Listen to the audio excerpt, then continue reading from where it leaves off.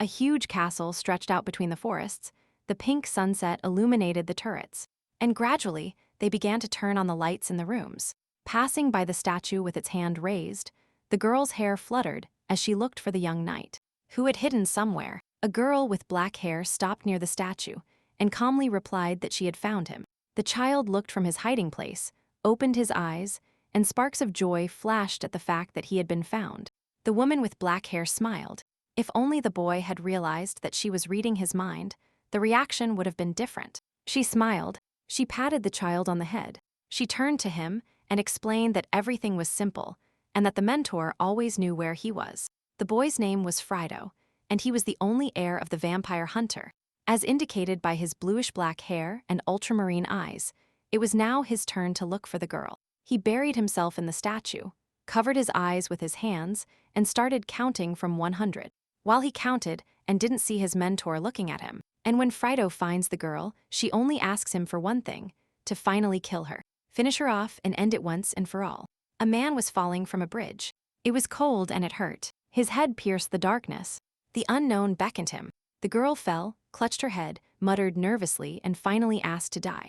Tired of suffering, she screamed, clutched her hair, didn't understand where she was or how she ended up. She decided this was the afterlife. She hugged herself and stopped near the table with the papers, trying to understand the situation. She gave up, realizing that this was not the afterlife. This time she made a mistake and exhaled disappointment. Thoughts ran through her head. She had bad luck since she was little. She smelled blood, and this increased her thirst. The girl found a cup of something red in the kitchen and began to sip. It felt so pleasant to feel the liquid inside her. She sat down at the table. The first thing she realized upon waking was that she was in the middle of the forest in a cold hut. She looked at her appearance, hidden teeth, flesh, and blood. How could she like that scarlet liquid? Everything indicated that the girl was now a vampire. She clenched her fist and hit the table. Now she won't even be able to die, she thought bitterly. She clutched her face with her hands. She howled. After falling from the bridge, the girl woke up in the body of an immortal vampire. The villainess screamed. Her eyes glowed red, and she screamed curses and threats into the void. She tried many different things that once harmed the vampire, but it was all in vain. The last reckless action was falling onto a stake. She stood up and coughed up blood. She clutched her chest with her hand. It hurt a lot, but nothing happened to her. She plunged a knife into her heart. She was surprised, but felt nothing but a fleeting pain, and the wound soon healed. The girl was covered in blood, but she didn't stop for a minute. She grabbed the knife with both hands and pointed it at her throat. The death wish was very strong, but the second thing she realized was that in this new world she could not die. Not an ordinary vampire, an immortal one. She narrowed her eyes and turned towards the unknown person responsible for all the trouble, saying that she would definitely find a way to commit suicide. She even decided to starve herself to death, but quickly realized that this method of death was not for her, and she exhaled angrily. She raised her hand. The hunger strike turned out to be worse than a knife. Time passed quickly. She found no way. After all, she realized that at night there was a terrible monster, a blonde vampire with eyes burning with thirst. And in the morning, an ordinary person, a black-haired girl about 20 years old. She grimaced in front of the mirror, checked her teeth, and hoped they had also changed. The girl stood in front of the full-length mirror. She shook her black hair. It was the first time she had heard something like this, that vampires change appearance. She hugged her legs. The young lady felt sad because there were no more chickens left. Only chickens were left. She didn't want to eat them. She even checked the first floor, and there was no food there. She lowered her head and shook it. Suddenly, she felt a crunch under her foot. She tapped the board with the tip of her shoe, and something glittered. She picked up the glitter to look closer, and was surprised to see a coin in front of her. And now our heroine is walking through the forest. She held onto this gold and went to the village to buy food. The forest was dense.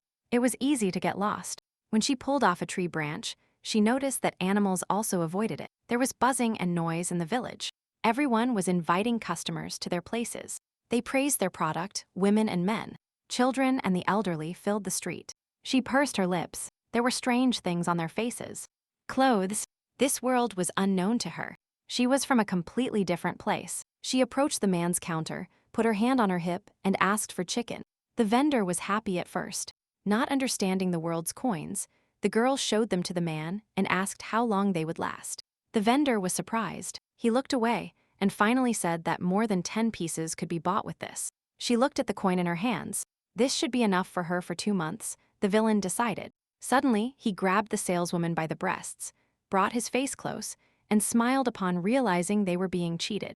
The man fell to the floor, bowed his head, and apologized, saying he simply didn't know, and that he had no change for this coin. She turned around, a noise caught her attention. The vendor straightened up, also stared at her, and exhaled discontentedly. The man shouted that he would definitely pay. He just needed time and rubbed his bruised area. He put his hand to his chest. He thought with a smile who else he could borrow money from and looked around. She smiled. She was indignant at not inspiring confidence and admitted that he was the only vampire hunter, the enemy of the Schaffer family. The girl touched the boy's shoulder, asked him about his words again, and looked around fearfully. And she opened her eyes. She grabbed the boy by the neck and dragged him. He made pitiful attempts to let go. The child cried and shouted loudly. The girl stopped, threw a bag of coins at him, and asked him to answer sincerely. Seeing how much money there was, Jack fell to his knees and accepted everything, with glints of pleasure shining in his eyes. She asked her question, and after hearing the answer, crossed her arms over her chest, and noted with disgust that he was useless and absolutely unnecessary to her. Once upon a time, the heroine read a novel in the past where there was a boy like a protagonist. Maybe he is the one in front of her. The memories reminded her of the plot of the novel.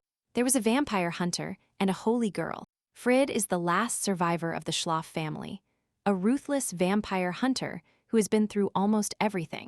His desire was to remove the curse from his family, for which there was no peace.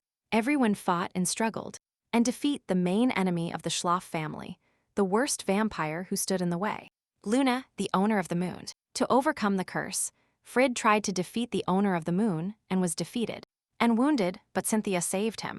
The heroine clutched her hair with her hands, screamed, and found herself in the body of the villainous vampire.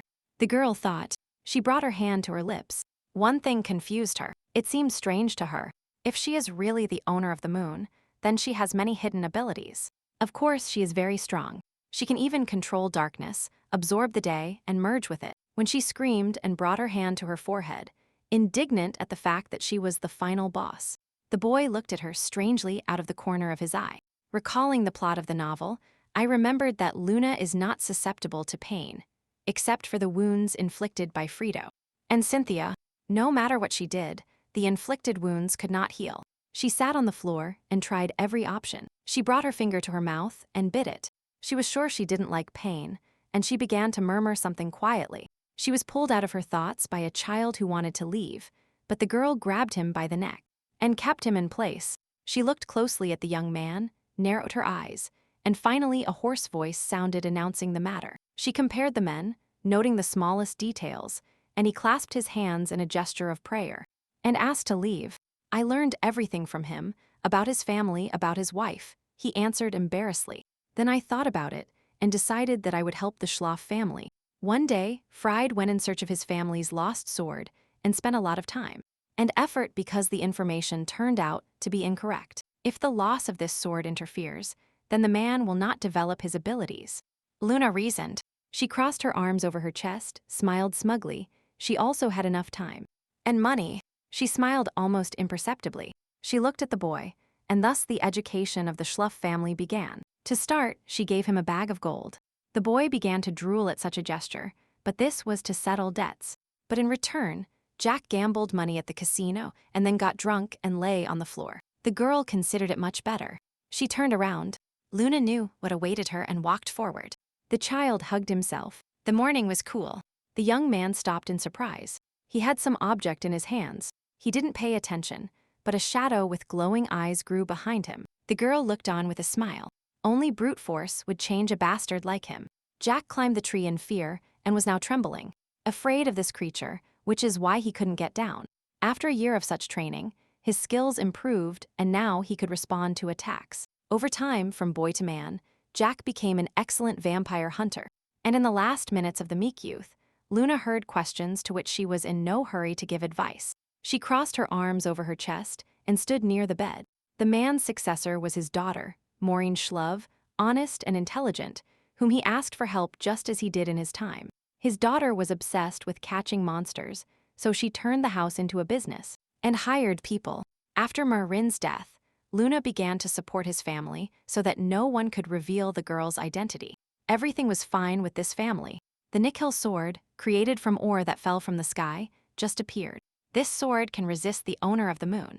In the novel, during the battle, the villainess broke Nikhil's sword into small pieces. She gloated. The peaceful life of the Schlaf family did not last long. During the war, they were sent to the front and died one after another. She gritted her teeth. The girl was angry because the 200 years could have been in vain. A strong anger overtook her. The bloodshed finally ended. A man appeared before the king and knelt in anticipation. Luna began to lose her memories. Although she lost some, the content of the novel remained written in books. The death wish only intensified.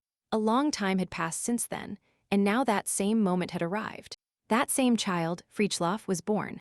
The father had high hopes for him.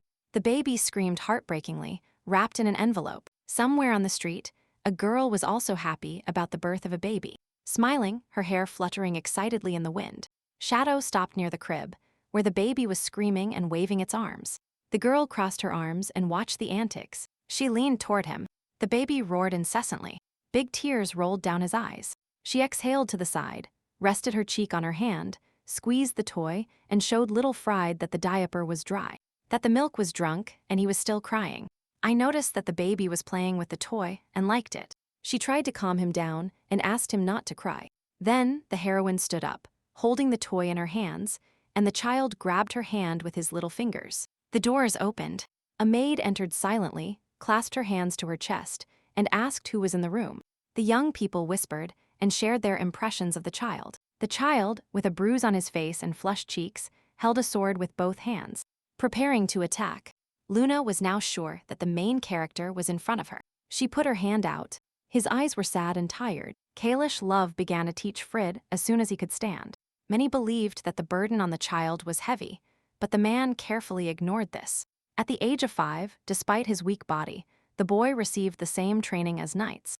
While Frid gained and got stronger, the girl was angry because it was now difficult to enter the child's consciousness. One day it happened that, when a boy was playing with a ball and accidentally threw it over the fence, Luna threw it without thinking. The guards, of course, got stronger after this, because the boy said someone threw the ball back to him. She darted like a shadow, only a dark trace of her remained. She decided to wait until he grew up a little. She bowed her head and smiled. She had lived so many years that it was foolish to wait a little longer. Thanks to those close to the child, his talents were revealed, and the villains also have a lot of credit for it. An orderly voice sounded. The girl narrowed her eyes, trying to figure out what kind of uninvited guest had appeared here. People rarely entered this cursed forest. The girl sensed the smell, the persistent smell of blood, and the sounds of breathing. As if about to suffocate, I realized that this man was too young, and the child was leaning against the trunk of a tree. Covered in blood, he was really breathing hard. He was tired and had no strength. A man dressed in black with a loose cloak and a sword in his hand slowly approached him. The man spoke, and his voice sounded like an alarm bell in the child's head. There is no need to take offense. This would have happened sooner or later. And then the tip of the sword touched his neck, and drops of blood ran down the sword. The voice continued to tell him his fate. Some strange noise caught his attention. The man turned his head and shouted into the void. Drops of sweat ran down his face. He didn't understand who this man was, who didn't make a single noise, and he was scared. He gripped his sword tighter, shouted, and was surprised that someone other than them was in this forest. Frowning, Luna's entire appearance showed dissatisfaction, forming a clot of darkness in her hands. Having told the wolves that she would not eat this cub, she made a gesture with her hand, and they ran towards the prey. And the animals were already approaching the child, surrounding him on all sides with their heads bowed, and without even looking at them. But they did not dare to rush. They were stopped. She chased the wolves away, quietly approached the child. Blonde hair was already shining in the distance. The moon moved smoothly, as if dancing. The child's consciousness became clouded. He could barely hear or see the girl. She explained to him that death was taking him away. Blood stained the already light strand of hair that fell on his forehead. He nodded and looked at the moon. I sat down next to the bleeding child and realized that perhaps I was seeing his last dream. I couldn't contain my emotions. I exhaled sharply. Enviously, I said that he would die. The child was surprised. The men walked through the forest and called someone, but they couldn't find him, and so they shouted at each other.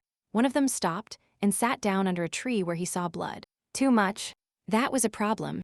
He gritted his teeth tightly. He cursed. Anger overwhelmed him. He didn't know where to look for the child. Thoughts ran, animals tore them apart, but then the bones should remain. The queen and the concubine should see the remains to be satisfied. They hoped that one day their younger brother would appear. The concubine's first princess was too attached to her relatives. In a hurry, Luna picked up this annoying thing. That is, the child now sleeping in bed. She envied the child. He could die easily. Now he slept peacefully, and his breathing had calmed down. This was her second wish.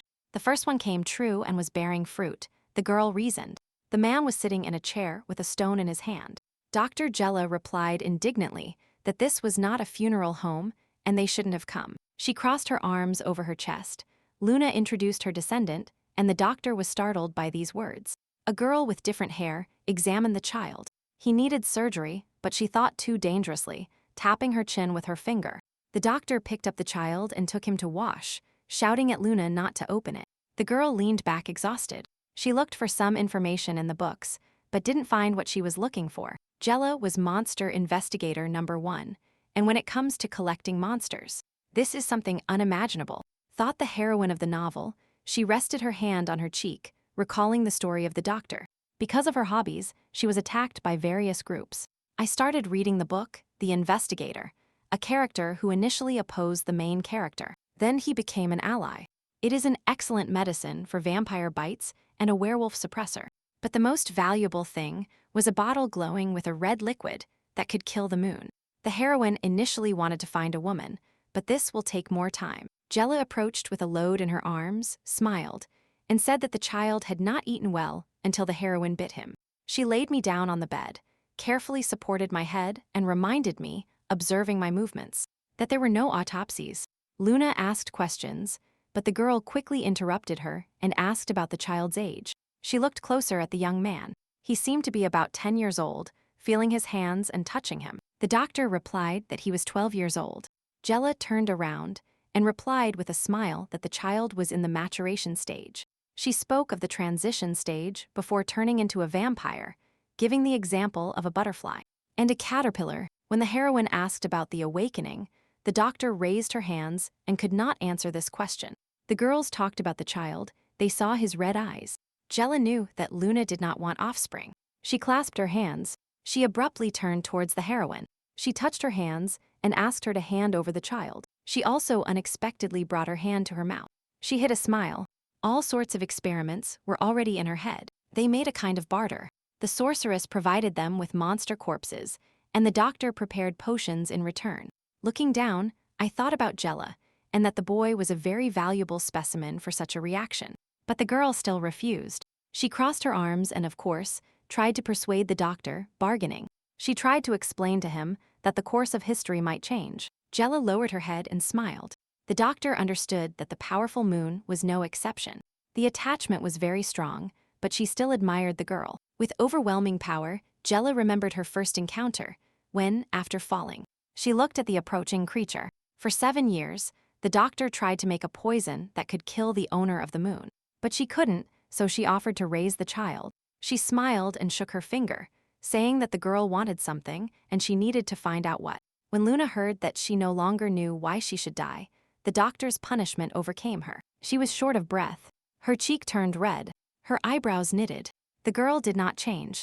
After that encounter, little changed in her. Luna's words sounded calm, but her anger was clearly audible. Pressing the doctor with darkness, she will forgive him now, as they still need her. The child lay on the bed. The witch crossed her arms over her chest and watched his breathing. She did not leave the room. His sleep was too long. The child had been sleeping soundly for 3 years now. It dragged on for a long time. I didn't think it would happen this way. Luna remembered Frid. This year he was already 10 years old. 3 years ago, he showed his abilities and suggested that he had already matured. People crowded near the door. They called the child, whose birthday it was today. They even brought him his favorite cake. The heroine arrived at that very moment. She swam like a shadow and stopped, hearing Benji call Freed and getting angry when she realized he wouldn't come out. She frowned and narrowed her eyes. She cursed. She didn't understand what was happening here. She looked at everyone. She was going to the Hearn's house, but decided to look here. and she didn't understand what had happened during this time that the main character decided to lock himself in the room. The Hunter and the Saint is a romance story about a man and a woman who fall in love. They grow up and defeat the moon, but they must meet to do so. The girl has been waiting for this for over 100 years, and now she will have to intervene, she decided. She shouldn't wait any longer. The boy and the girl approached the building. He tried to explain what the decoration was made of, that Nijim's sword also contributed. The man was talking, and it was clear that he was proud of his family. With such enthusiasm, the story flowed from his mouth. There were many thoughts in the girl's head. The boy had no idea that his family's main enemy was now in front of him. He stopped, turned around, put his hand on his chest, and invited the girl to walk forward with a smile. She walked forward, stopped, lowered her head, started to be polite. Benji received her letter of recommendation. He sat down in the chair offered to him and began to talk about his experience working for the Hirn family.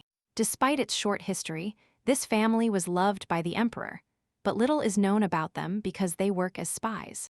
Their mystery makes it easier for the witch to hide her identity. Thanks to rumors, they are rejected, stirring the tea with a spoon not only because of this, but also because it works silently and imperceptibly. The man was grateful for this and wanted the conversation that would now take place here to remain between them. After the girl nodded, Benji continued by saying that rumors had already spread. Another nod. Luna learned about Frid's illness. She savored this word. She thoughtfully turned her head. The silence dragged on. The man was lost in thought, but in the end he agreed that maybe so. They carefully entered the child's room. They informed Benji about the new teacher. He probably heard. The girl raised her hands, suggested that she could enter and that there was no need to be afraid for her. She calmed the man, opened the door, and quietly asked if she could come in. She apologized for bothering her. The child was sitting on the floor. She leaned toward him, smiled, and introduced herself. The child dismissed her and mumbled, asking her to leave. He touched the book with his hand, and Luna told him what they would do.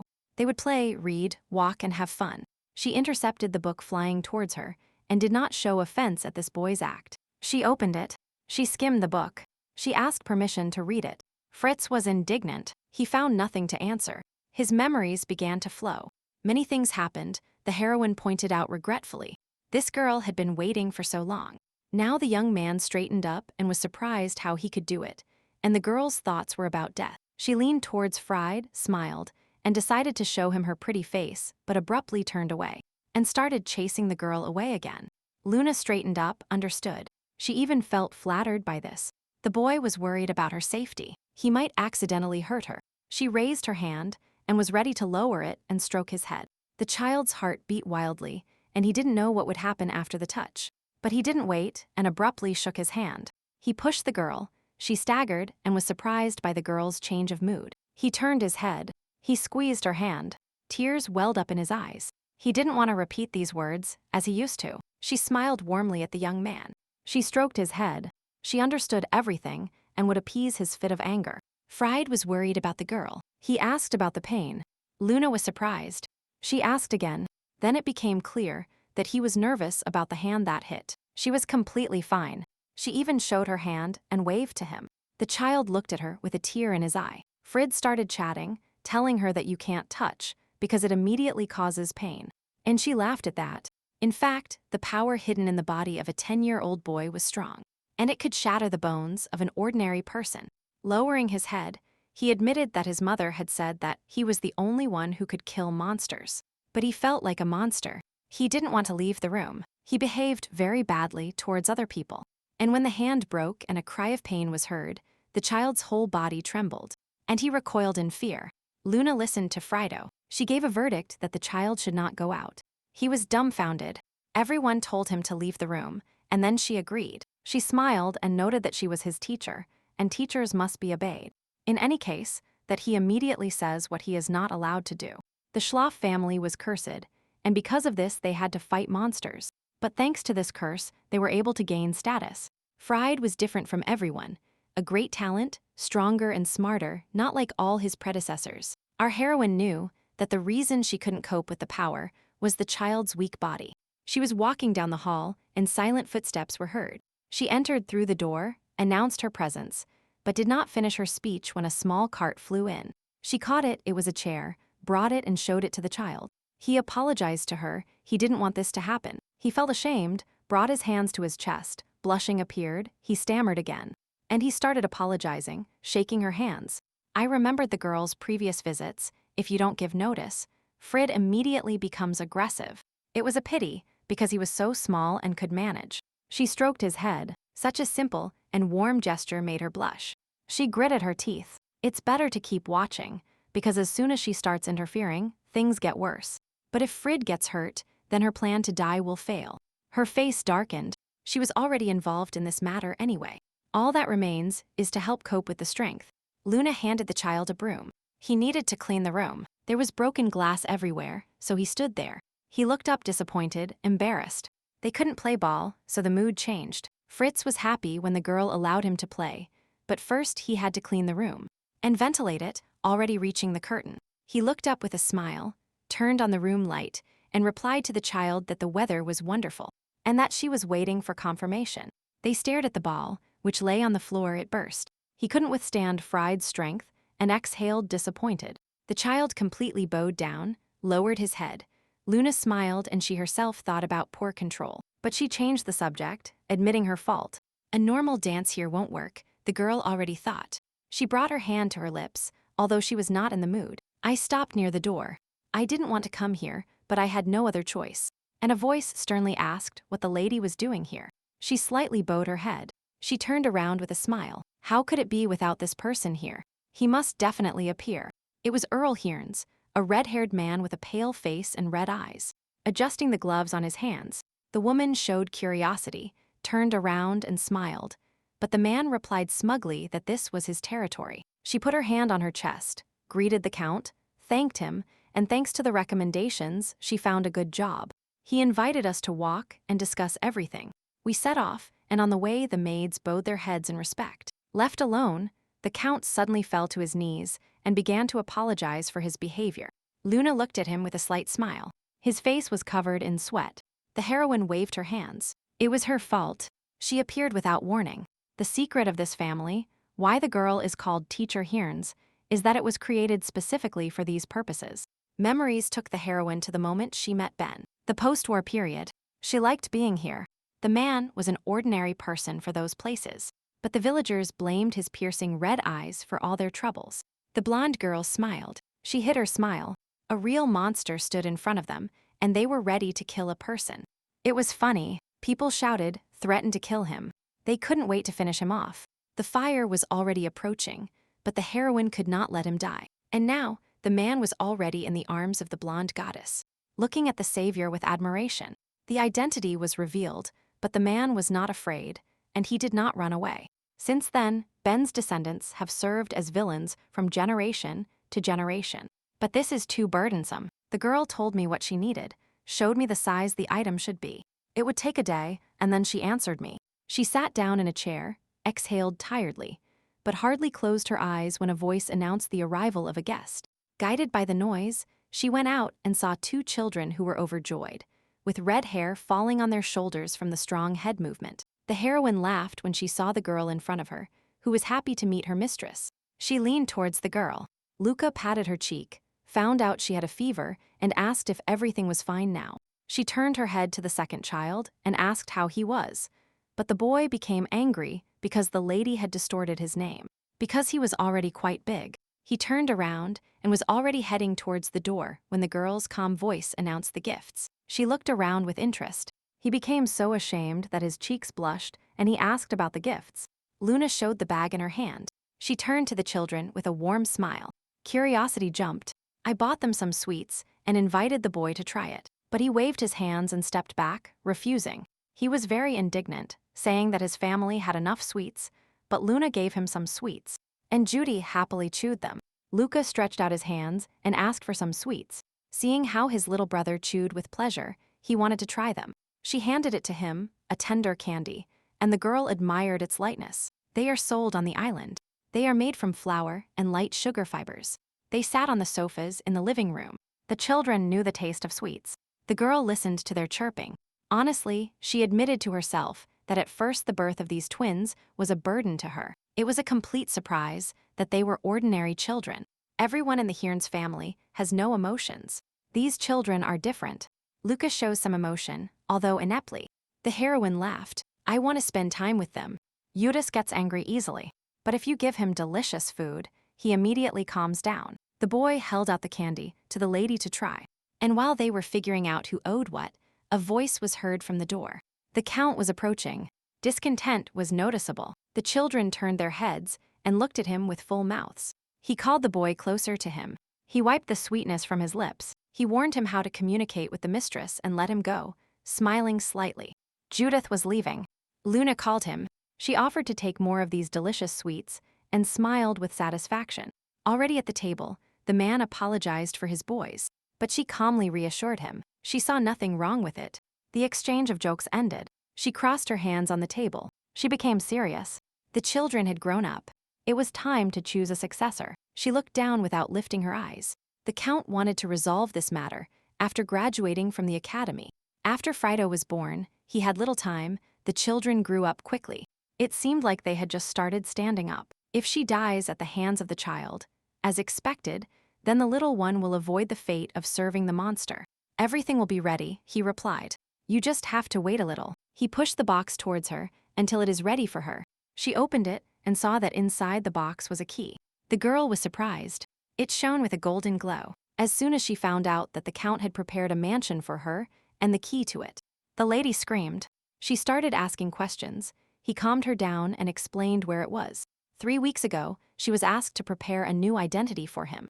And then the man managed to buy a mansion, carry out repairs on it, and also hire servants. She is down, she needs shelter, although she actively uses her shadow ability.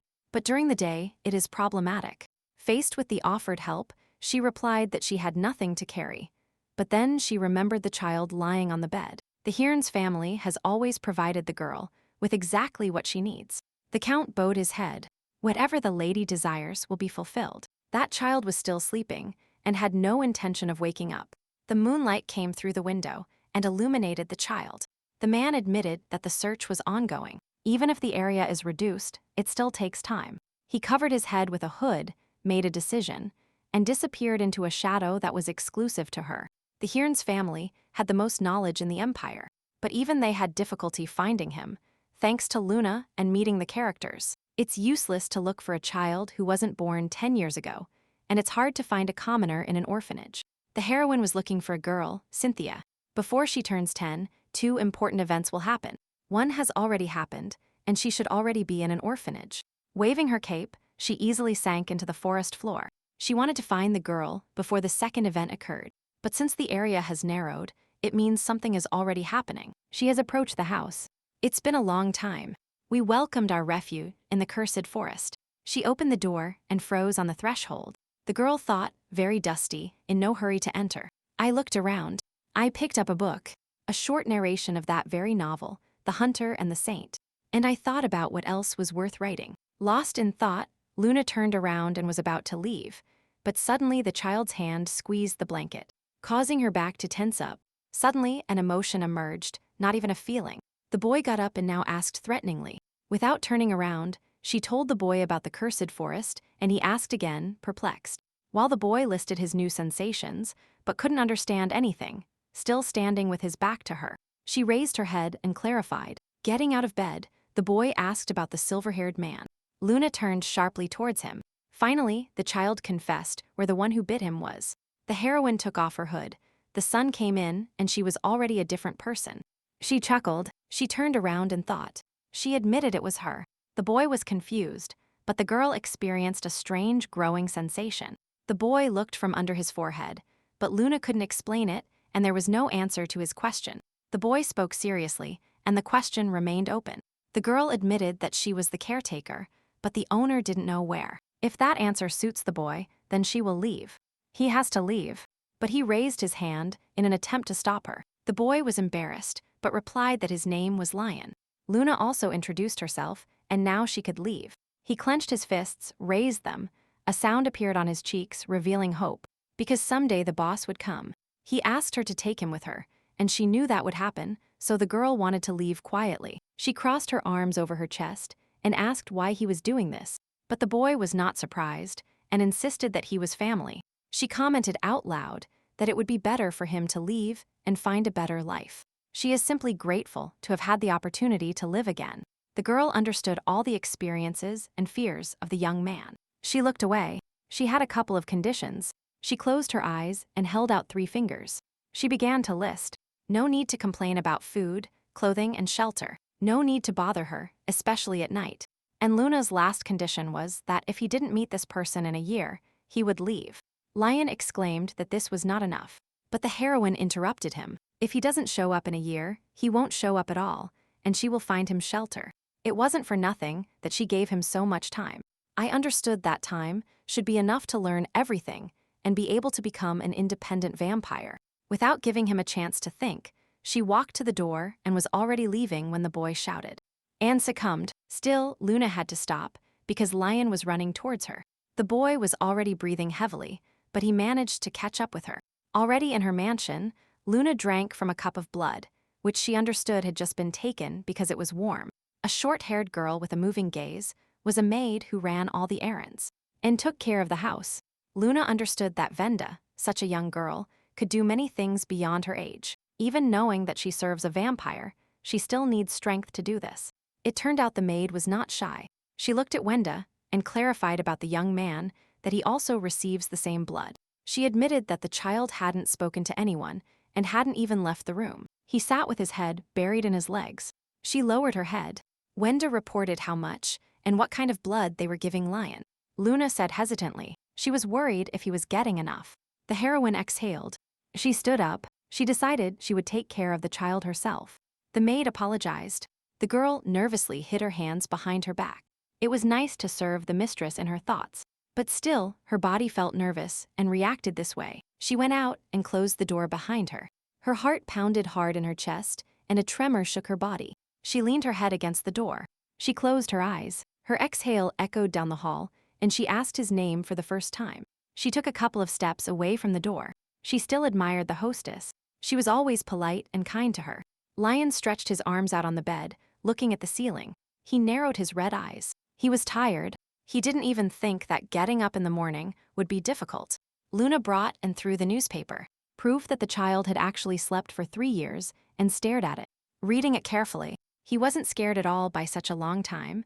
Although his body was asleep, his mind was awake. I didn't hear what was happening around me, but I thought a lot, and one thought haunted me for 3 years. She heard footsteps and decided it was the butler, but Luna dissatisfiedly entered, crossed her arms over her chest, and reminded him of the agreement. The child pretended to be fast asleep. The girl clarified. There should be no complaints about food or accommodation. The young man jumped out of bed and began to argue with the lady. He didn't complain, Luna skeptically clarified. The heroine approached. The sound of her heel echoed throughout the room. The child lowered his head and admitted that at first he honestly tried to drink. But the girl understood him. His body was not used to it yet. I heard him, but it still makes no sense to starve to death. And she thrust a bottle of blood right in the child's face. After taking a sip, he coughed, raised his hand, and his face became grim because the blood resembled human blood. A doctor friend gave it to me. Don't let him be fooled. I closed the bottle and calmed the child. She handed it back to the child and ordered him to drink, but he turned away. And he didn't want to. He made a face. She reminded me of the conditions. Lion jumped up and shouted. She shouldn't worry about whether he was eating.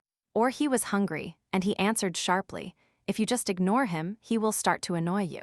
Since the family's founder, Luna, understood the feelings, the child has not drunk for 3 years. He is tormented by thirst. I finally realized why the child didn't want to drink. Everything became clear. He just wanted to die. He clutched the edge of the sheet. She turned around, looked around, saw the open curtains, and told the boy everything about vampires. But if this had helped, the family would have died a long time ago. So the child began to starve. Luna noticed. She grabbed Lion's face tightly with her hand. She really shouldn't care about his hunger. The girl loomed over the child, fell onto the bed, clenched her mouth, and tried to escape. The heroine reprimanded him and described what would happen next if the hunger continued. But the boy shouted that she didn't know, because she was a simple person. He didn't tell me what he had experienced, but he remained silent and forced blood into his mouth. He took a sip. The heroine sat on the bed, forced him to drink, if such a thing were possible. He would have died several times already. The doctor looked with interest and suggested that the family had traits similar to the founder. And when Luna nodded, Jella leaned towards her on the other side of the table and began to yell at her to explain the difference. The villain frowned and realized that it was in vain to start talking about this in the first place. She had caused too strange a reaction. At that moment, the doctor was waiting for an answer, with wide eyes and hurried breath, indicating that she would continue to extort information until the end. She changed the subject to the branch in her hands, drooling just by looking at that branch. But that wasn't enough for the girl. She looked at the doctor skeptically. She noticed the saliva, but did not admire the branch. She thought it was an ordinary stick. The branch was from a divine tree that monopolized the right to grow in a realm inhabited by powerful monsters. Mojin. Their high-ranking mages received special names. The demon spirit that rules the werewolves. The devil wolf spirit. Luna chuckled. She rested her cheek on her hand and listened to Jella. There were 13 such mages. The mages are scattered all over the world. Here in this place, there are rare herb and mineral deposits. Thousands of people died because they wanted to get it all. Many did not return, so the emperor decided to close the gates to everyone and not let anyone in. The doctor placed the branch on the table and continued to admire it in general. She believed that all the roots of this forest had properties. She picked it up, showing it to Luna. That's why it's dangerous to go into the forest. Nutrients are being taken from people. I decided to show one thing and took the matches that were on the table, at the same time telling them that they wanted to cut down the forest. But they couldn't enter there. She brought this branch close to the fire in her hand. The doctor's face expressed bloodlust, as if she knew something would happen, and was preparing for it. I blew out the match. Since the fire did not touch the branch, it remained unharmed, not even charred, so the imperial family fenced off the forest, and only cut down the trees so they wouldn't grow. All felled trees are processed and sold at a very high price, as if this were someone's life. Luna listened attentively, resting her cheek on her hand. The conversation turned to the child, whom the girl considered family, and she shared with Jella that he was different from the others. She also said that instead of burning in the sun, the child falls asleep as if he has narcolepsy. Even then, the heroine remembers, when she drank the blood, he fell asleep in bed with the bottle in his hands. There had been no unrest in Luna's heart for a long time, although she was kind to all people. But family members were not granted such an honor. She leaned back in her chair with dissatisfaction, crossed her arms over her chest, and already regretted saving the child. Quick death is the goal of simple mortals. There was no need to create kinship. What caused emotion was that the boy looked too much like her, like a fake, like she was before. I realized that the boiling sensation in my chest was hatred and disgust. It was unusual for a villainess. For the doctor, everything was clear, because when vampires convert someone, they share their power with him. That's why they have similar characteristics. Jella turned to the shelf and said it looked more like a connection, but it was very surprising. Unilaterally endowed with power, there has never been such a thing that liquid spilled from the wine glass. Luna chuckled, she thought. The family doesn't know about the founder. The doctor confirmed, she shouted. She found what she was looking for. She turned to the heroine and showed her the bottle. It was a new poison offered for tasting. Even if the poison doesn't work, you can see the reaction, Jella commented happily. But Luna was worried about the taste. In the original book, there was still reserve poison, which Cynthia and Freed prepared in case they didn't defeat the villain. Luna wanted to die, so she tried everything the doctor gave her. So this time she reached out her hand. She poured everything in the bottle to the last drop, and as soon as the liquid entered her mouth, the girl started coughing. She leaned over, put her hands on her stomach. It hurt so much that her eyes darkened. The coughing didn't stop. Finally, she fell to the floor, opened her arms to the sides. She struggled to breathe from the pain. Hope appeared and then disappeared. She wanted to die. She looked forward. Her hair was scattered. Blood flowed from the corners of her lips. She heard a voice, but didn't recognize whose it was. She got up and turned her head. She narrowed her eyes and clarified that she had told him the same thing. Jella raised her head, looked up from her notes and asked again because she didn't understand. She carefully observed that if auditory hallucinations appeared, it was strange. But Luna wondered whose voice it was. She brought her hand to her ear, straightened her hair. The voice was too lively and whispered directly into her ear. I couldn't leave yet. I stopped near the door. I heard permission to enter and thought it was very difficult to get here. He entered, saw Freed, he was reading. She sat down next to him, looked at the book. His father asked him to read everything. She chuckled. Bank also just saw his son today. The child is afraid of harming his family. In his hands was an old, worn book about monsters with pictures. His fingers squeezed it tightly. I read the book. The first monster was about a terrible beetle. All the weaknesses of the monsters were written here. Moving a little further, she saw herself, the moon's owner, and a description of her abilities. Type and sword skills. I thought about it. This book was for the personal use of the Schlaf family.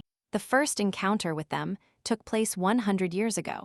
I didn't remember it at all. There were rumors that the curse could only be broken by killing Luna, which is why they boiled with hatred towards her. This was all untrue, but Luna fought them so they wouldn't forget, and besides, no one could leave a trace. The child smiled, handed her the book. She managed to read everything she managed. She turned to the teacher. Now you can play ball. This child is the girl's only hope of death. Then she calmly explained how to play ball, how to grab it and hold it. The child's throw was strong, so she held out her finger and explained how to work with her hand so that the throw would be normal. Disguising the ball game, the girl trained her strength.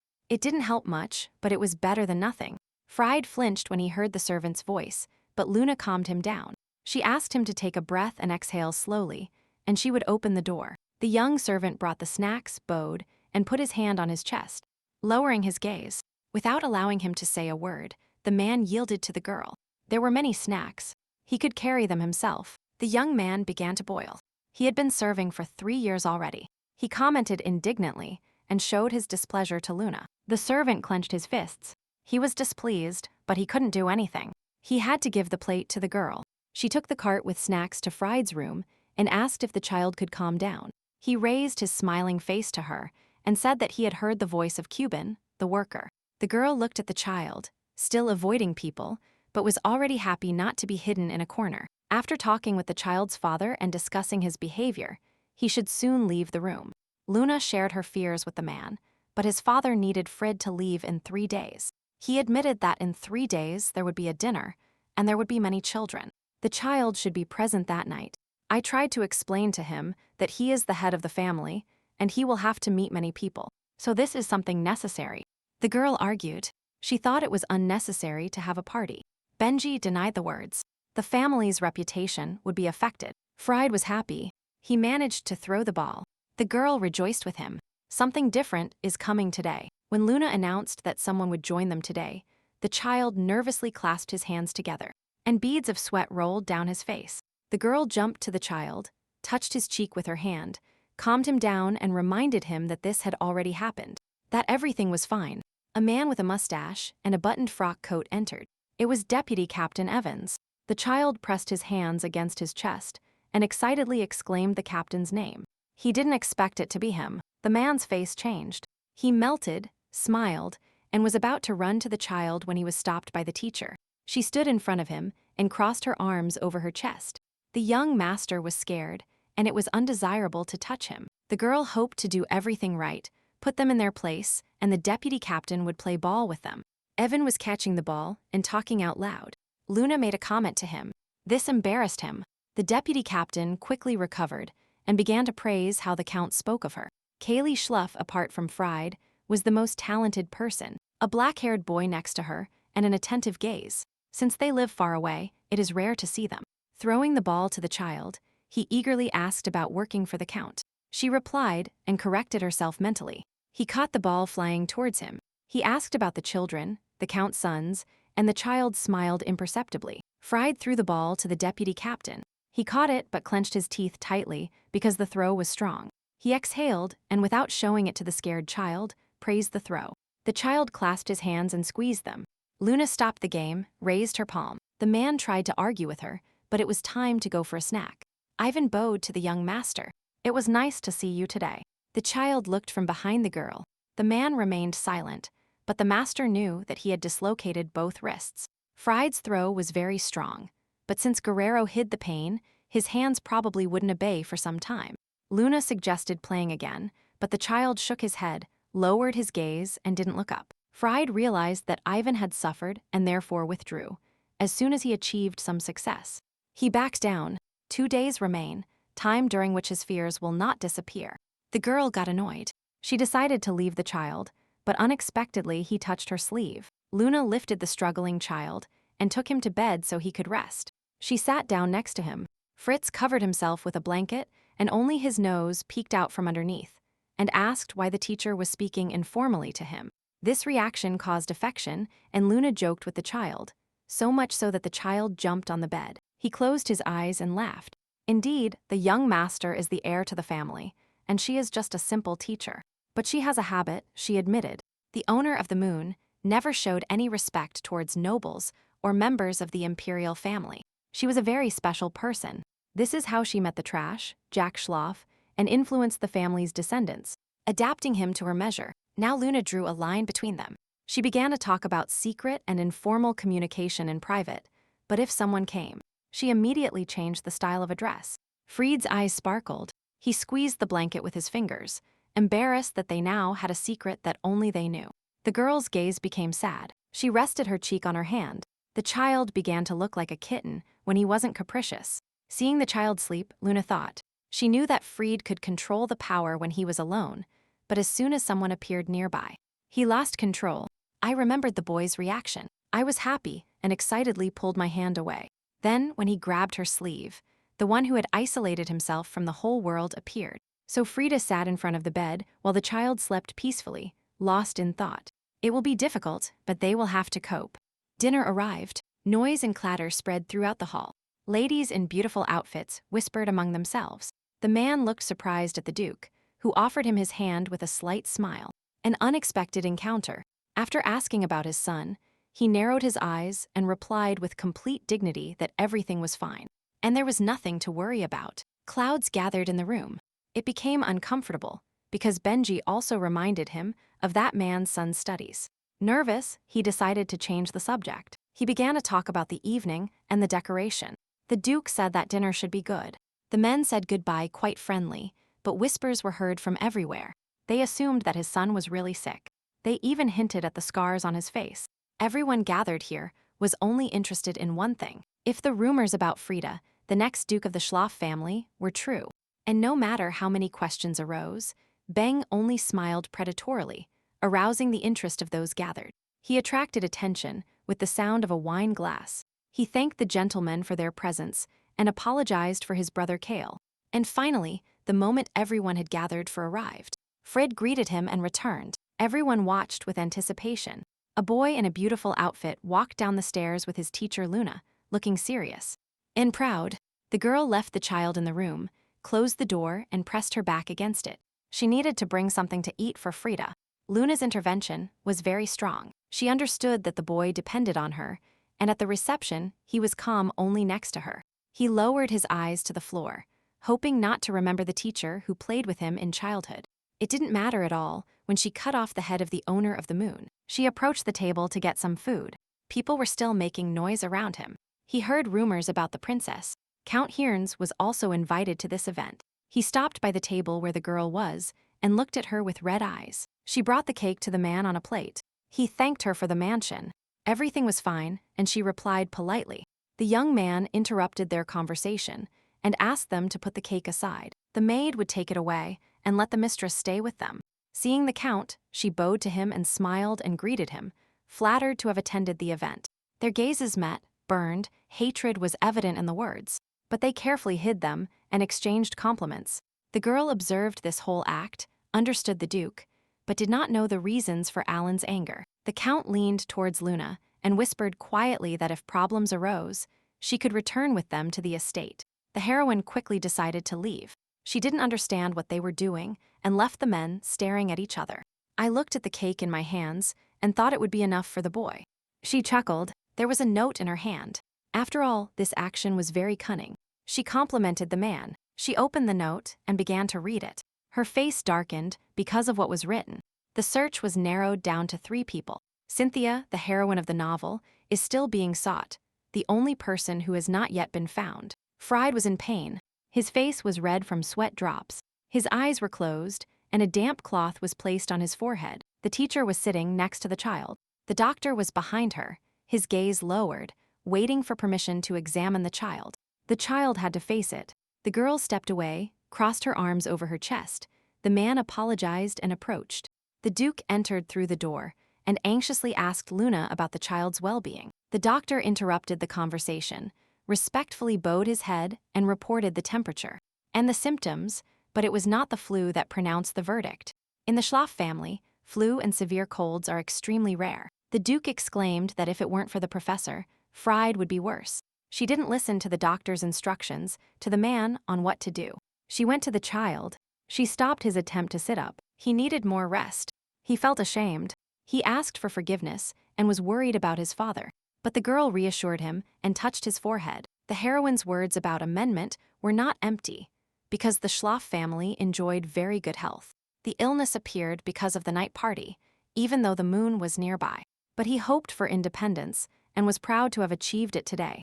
The more a child controls his power, the more painful the return is, which is what happened to him today. But at least he will overcome the illness and face his strengths. She sat down next to him and asked what she could do for him.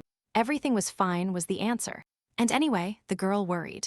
The child looked so small and helpless, and offered him a drink. He looked longingly at the exit and asked for permission to go out and play ball after his illness. I thought he wanted to play in the garden, but not there. The child's desire was to go outside, which turned out to be unexpected. The girl, who until then had only gone out to the garden, quickly assured that all responsibility would fall on her. She got up, covering him with a blanket. Now she will bring him medicine and he will sleep. The girl gave the order. When she knocked on the doctor's door, the man worried about the child and explained several reasons why she had come. When I found out about the medicine, I was surprised, because they had already taken it and brought it to the young master. The heroine asked. She became sad when she learned about the servant who seemed familiar, and gave it to the man without thinking. She quickly entered the child's room, opened the door, and someone knocked. She was nervous.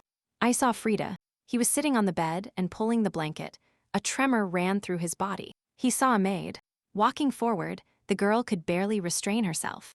Anger boiled inside her. Cuban, the servant who brought snacks last time. He leaned towards the child, but he couldn't stand it, and a red mark from the blow appeared on his hand. He looked at the heroine. There were tears there. He stammered and asked her if he was working too hard because of her. There was no other way out. And Luna pressed on the nape of his neck, and the child immediately fell asleep. There would be no pain. The watching man chuckled, and without hiding his sarcasm, venom came out. Afterwards, the heroine approached, and crossing her arms over her chest, asked threateningly what had happened. What happened here? And while the boy was answering, she interrupted him. Their eyes met and pierced each other. The young man's cheeks turned red as he shouted deceptively. The man began to scold the girl, reprimanding her for her greed and for spending too much time with the child. He tapped his head with his finger and smiled. She was just a teacher, and he, a servant, would be with him until the end. The young man thought too much time had passed trying to secure this position. And besides, some simple teacher had been dismissed, and he was angry. And everything was fine, constantly by the master's side, until he locked himself in the room and isolated himself from everyone. I remembered that day when he was trembling like a leaf. Everyone immediately started interrogating and calming him down. Cuban chuckled. Now everything is different. In a short time, he healed the night. He praised himself and his future role. He waved his arms and promised not to forget the master. The man's shadow was enveloped in a thin thread. Anger boiled, and he couldn't wait to leave. The moon slowly began to move. It was this servant who wove all this nonsense. She approached. The young man saw nothing wrong with becoming a ballet dancer, because nothing had happened. After all, a 10-year-old boy is not strong enough to withstand such words and actions. But after the girl uttered the words, the man started getting angry and shouting, losing control of his emotions. Suddenly, the man realized that it was dark and wondered if it had always been like this. Horror overcame the young man. Drops of sweat rolled down his face, and he screamed loudly upon seeing how the woman had darkened. People rushed in at the scream and opened the doors to the room. They were alarmed and did not know what had happened. The men lifted Cuban, who lay on the floor. He had no face at all and was covered in sweat. The Duke understood, even without an answer from Luna. This servant burst into Frid's room and exhaled disappointed. He approached the girl, asked about her son, and assured her that everything was fine, and that he was fast asleep. He turned to the men, ordered without unnecessary noise to leave the room. She crossed her arms over her chest and nodded her head. The owner of the moon knew how to control her power, since the disappearance of a servant would arouse suspicion. so she only had to slightly open the tap with her power. She punished the boy, now he won't bother the men. Frida saw her father sit on the edge of the bed. The little one jumped up and tightly grabbed the pillow, sat on the bed, and looked away. He touched his neck, fell back asleep. He was scared. He incomprehensibly clutched his neck. He jumped up. Before turning into a vampire, he never had this. His head was heavy in the morning, but now he didn't want to sleep at all. He froze, sensed only one person, understood that the moon had entered Obsidian Castle. He opened the door. A man who worked for a vampire went to the estate of people known for hunting vampires. Completely without fear. Going downstairs, I saw a cauldron that was on fire. Something was boiling and bubbling in it. The ladle was right there. The boy remembered the girl's instructions not to focus on his feelings when she gave lessons. Once controlled, the boy exhaled and closed his eyes. He brought his hand to his chest. He understood that his creator was a vampire, and what the girl said turned out to be useful. He held no grudge against Luna, but also had no desire to get close. The strange gaze was annoying. A voice coming from behind made the boy flinch. Without quickly turning around, he replied that he didn't need anything. It was Wendy, smiling and happy to see the boy, always visiting his room, even though she donated her blood. She lured him with conversations about the garden. What would be nice, and was it to see the flowers there? Lion was ashamed.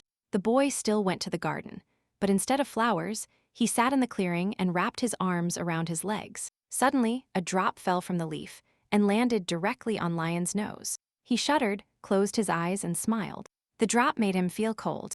The boy remembered the moment he wanted to commit suicide, how he was starving, and the moon poured blood into his mouth. Lion Knight is the second prince. The current emperor had 3 children from 2 empresses. Since they were all legitimate, they all had a right to the throne. The second empress had a weak political position, while the first had quite a large influence. Before Hedwig took the throne, there was a fight for it. Whoever wins will rule. When the time came for Hedwig to take her place, the palace began to drown in blood. Since Leon's sister managed to protect herself, all swords attacked the boy. Since there was a fight for the throne, everyone suffered, but there was a third brother they feared. So brother and sister temporarily united. Upon coming out of his memories, he opened his eyes, and 3 years had passed since he woke up. He exhaled bitterly, bowed his head to his knees. It would be better not to wake up at all, he thought, because the boy is not like his sister. Hedwig was born to become an empress. If there hadn't been a first brother, Lion would have been hanging by a thread. There is no mercy. You won't be able to die. You will only be able to keep living, lost in your thoughts. You didn't notice the shadow beside you. It was Luna. She looked at the boy attentively. She thought she wanted to run away. He didn't expect to see her here. The young man became angry. He shouted at the girl that he didn't intend to escape, and abruptly pulled her towards him by the neck. But instead of hitting him, she threw a handkerchief around his neck. He was surprised, without taking his hand from her throat, and touched this thing. Lion felt ashamed. His cheeks blushed, but he didn't take his hand away. Such a gesture from Luna was pleasant and unexpected. Fried ran out and fell into her arms. She found him. He screamed from too much emotion, but the joy of seeing the girl was sincere. She sat the screaming child on the windowsill. He wanted to play hide-and-seek, but the heroine decided that today they would play another game. Everyone is so spoiled that when Benji saw Hubin, he could barely restrain himself. He changed all the servants afterwards. As soon as he told Frid that he wanted to play hide-and-seek, his father sent everyone away. Therefore, the child felt uncomfortable. He understood that people were suffering because of his long game. The child turned around. He waved his hand to the people gathered in the clearing. He assured that everything was fine for him. The girl looked. Luna entered. A man shouted. She was dressed in a cloak, and her hair was beautifully tied up. The hairpin attracted attention. She sat at the table. Benji complimented her. In the 6 months that the woman has been living here, the results are impressive. He raised his cup. The girl already realized that there would be a storm, and the man did not disappoint. He replied that it was time to send Fried on a free trip. She was thinking about something similar. Mentally dismissing, she uttered this word, touching the cup. Besides, the goal has been achieved. Fried is already communicating freely with people, and there is no need for such supervision over him. Therefore, Benj decided that it was enough. She would put an end to this. It shouldn't happen that the teacher has too much influence on the life of the Duke's successor.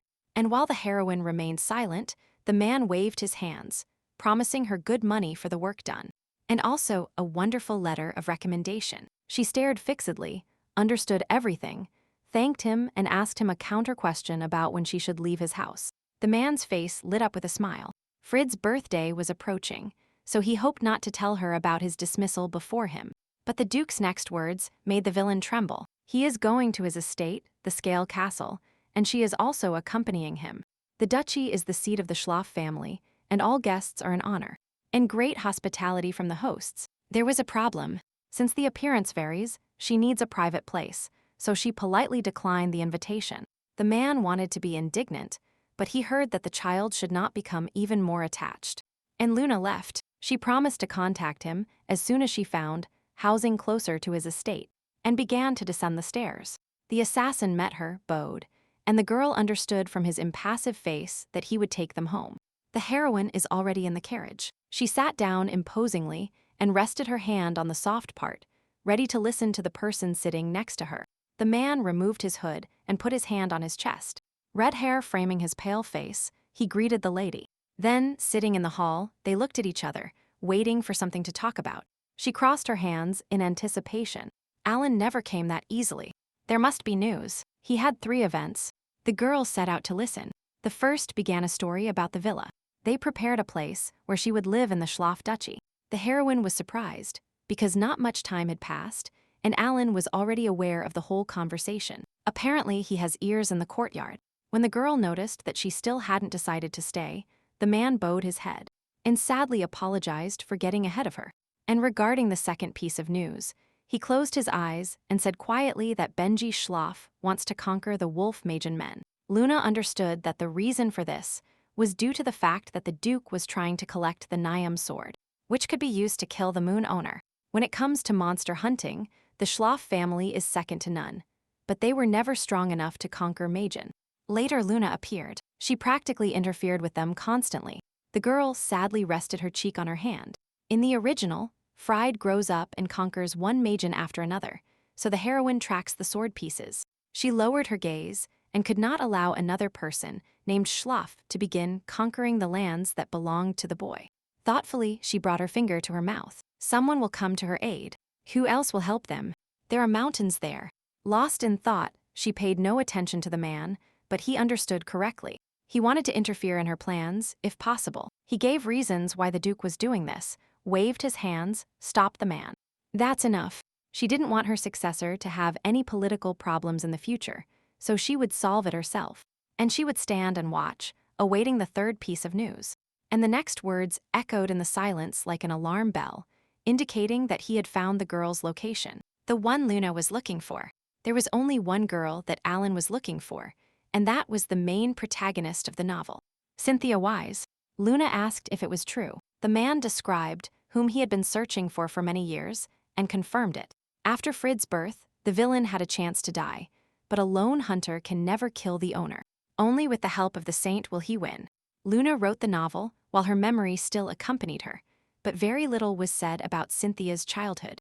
This girl will run the orphanage, only a year younger than Frida. She spent her whole life in the orphanage, which was run by her uncle, a priest. It is impossible to find a child with so little information, but Alan did it. Getting up from her seat, she wanted to say something more. He rested his hand on the table, provided information about the Glass family, and spent a long time observing everyone. After reading, she raised her hands and scattered the papers. She screamed. It turns out Cynthia lived in a shelter. The doors opened, and the embarrassed lion entered with a tray in his hands. Without looking at the people in the room, he walked a little forward. Luna was not expecting him. Wendy was busy, so the boy decided to help and looked Alan in the eyes. The man was surprised to see the vampire, but as soon as he lowered his head, Luna understood everything, and his reaction too. Upon hearing the child's name, he simply smiled while taking his cup of tea. But he remained silent. His heart was restless, but not only the man recognized the child, but the child ran out the door and leaned against her, breathing the name heavily. Children of the imperial family are not shown in public before the ceremony to preserve secrets. The Hearns family saw all the members. The boy wondered if Alan recognized him. 3 years had passed, and he did not notice how close they were getting to him. The man silently approached the child and greeted him. Lion flinched, and his heart began to beat fast. He turned around, brought his hand to his chest, smiled and waved back as if he had no fear at all. The conversation dragged on. Alan Hearns occupied a unique position in the imperial court, not taking sides. The man calmed the child. He assured him that he wouldn't tell anyone about him. He exhaled and believed him. Alan enthusiastically touched his hair and nervously commented that it's good that he is not returning to the palace. Then there is no need to think about what to do with him. He began to talk about the owner. The boy asked again. He didn't understand what he was talking about. He still knew little about his new life. When the boy understood, he laughed. He burst his fist. He knows how to surprise. The man looked up. Alan turned around and was already leaving. Everyone and the boy found out that no one was waiting for him in the palace. The second prince was not needed.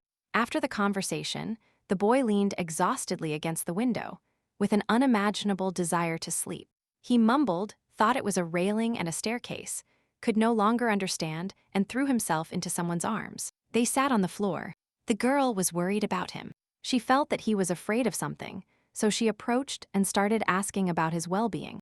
She didn't want to wake the sleeping man. I carried him in my arms. He was enveloped in such a familiar and pleasant aroma. He remembered the day he was dying. He remembered this smell, coming from the handkerchief, trying to hold onto his consciousness. I couldn't. I fell asleep and Luna stopped slightly, leaning against the door frame. The little blonde girl had already woken up and smiled at her uncle, who had come to wake her. Everyone in the shelter was busy with their own business, putting things away and making the bed, carrying the folded bed in piles. Along with my brother Ismail, they went out into the hallway, laughing and talking, which caught their attention ahead. Cynthia ran and picked up the trembling bird, which was covered in blood and with tears in its eyes. She couldn't let this bird suffer, so warmth flowed from her hands. The light turned on along with a smile.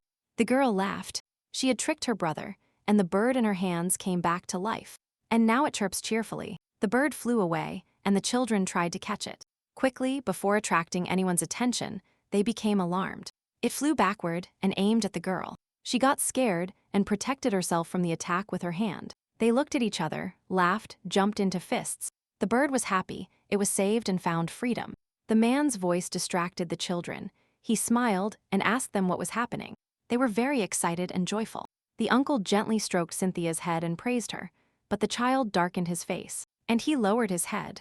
Addressing only the girl, he sent sweets to the room to eat. The treats were already on the bed. Cynthia ran away, saying goodbye to her brother, leaving the priest alone with the child. After leaving, the man leaned over Ismail's shoulder and severely clarified why he was preventing the bird from healing. He grabbed his shoulder tightly with his hand.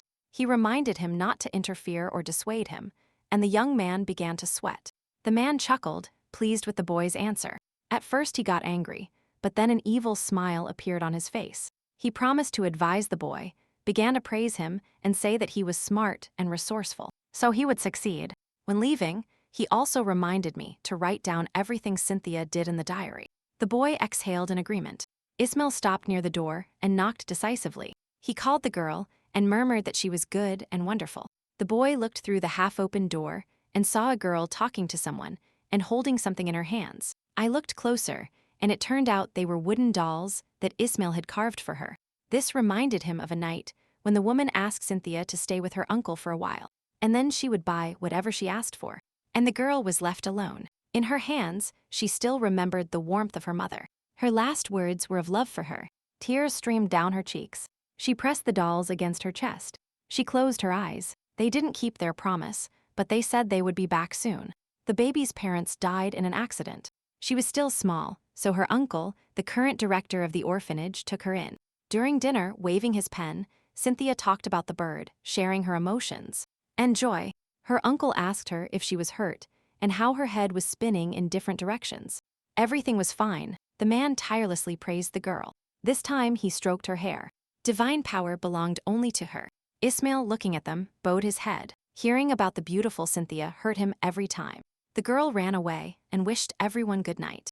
Only two remained at the table, a boy and a man. The priest began to talk about the diary. He asked the boy. He felt her and had already filled everything out. The man smiled. He squeezed the pen in his hand. He admired this child. He remembered how he healed. Then he hurt his hand. He broke the tea set. The baby appeared nearby. And then he learned about her strength and abilities. At first it seemed like a dream, but the dried flowers healed him and now a bird. Everything the man said, he smiled and rubbed his face with his hand. The expression became crazy. He couldn't hide his emotions. Cynthia is a wonderful girl who perfectly senses the suffering of strangers and easily understands pain. And also this child gets attached to others too quickly. As with Ismail, this boy is very dear to her. The brother stayed with Cynthia for 5 full years. Time passed so quickly that his face darkened. He got up and turned to her. He assured her that he would treat the boy anyway, even that he would try hard. Ismail was not afraid of death. He knew that the girl was very kind, and when she saw the bird she became worried. He was afraid to imagine that, when Cynthia saw her dying brother, with whom she spent 5 years, she would feel great pain. A man's voice came from behind. He would increase the dose, so that the girl could feel those around her more strongly. And he shuddered at these words. The boy heard this. He got angry. He ran away without looking back. The plan should work. Ismail imagined many times how he would stab the director of the orphanage, how he held the knife. But it wasn't fear that stopped him. There was another reason. There was no ideal moment. But now the boy felt in his gut that this was the moment. The boy tried to remain calm, because the slightest mistake could lead to his death. Upon entering the room, the boy felt the cool air. He was surprised because he was closing the window and did not notice the figure near the window. He shouted and grabbed the diary he had been writing for the past 5 years. And now the girl was reading it. The heroine did not turn to the boy. She easily gave the order, and the shadows approached and silenced him. He finally understood, because according to the records, the girl lived in an orphanage. But this was not the case. She turned her beautiful and evil face. This is a huge laboratory for experiments. Luna realized that in the novel, there was a hunter and a saint. All lives were meaningless until Fried was born. The girl's memories disappeared, as did what the hunter and the saint knew about the romance. I wrote from memory what remained in my memory, but there were still too many gaps. But there is little information about the main heroine of the novel. She was chosen as a saint and has special powers.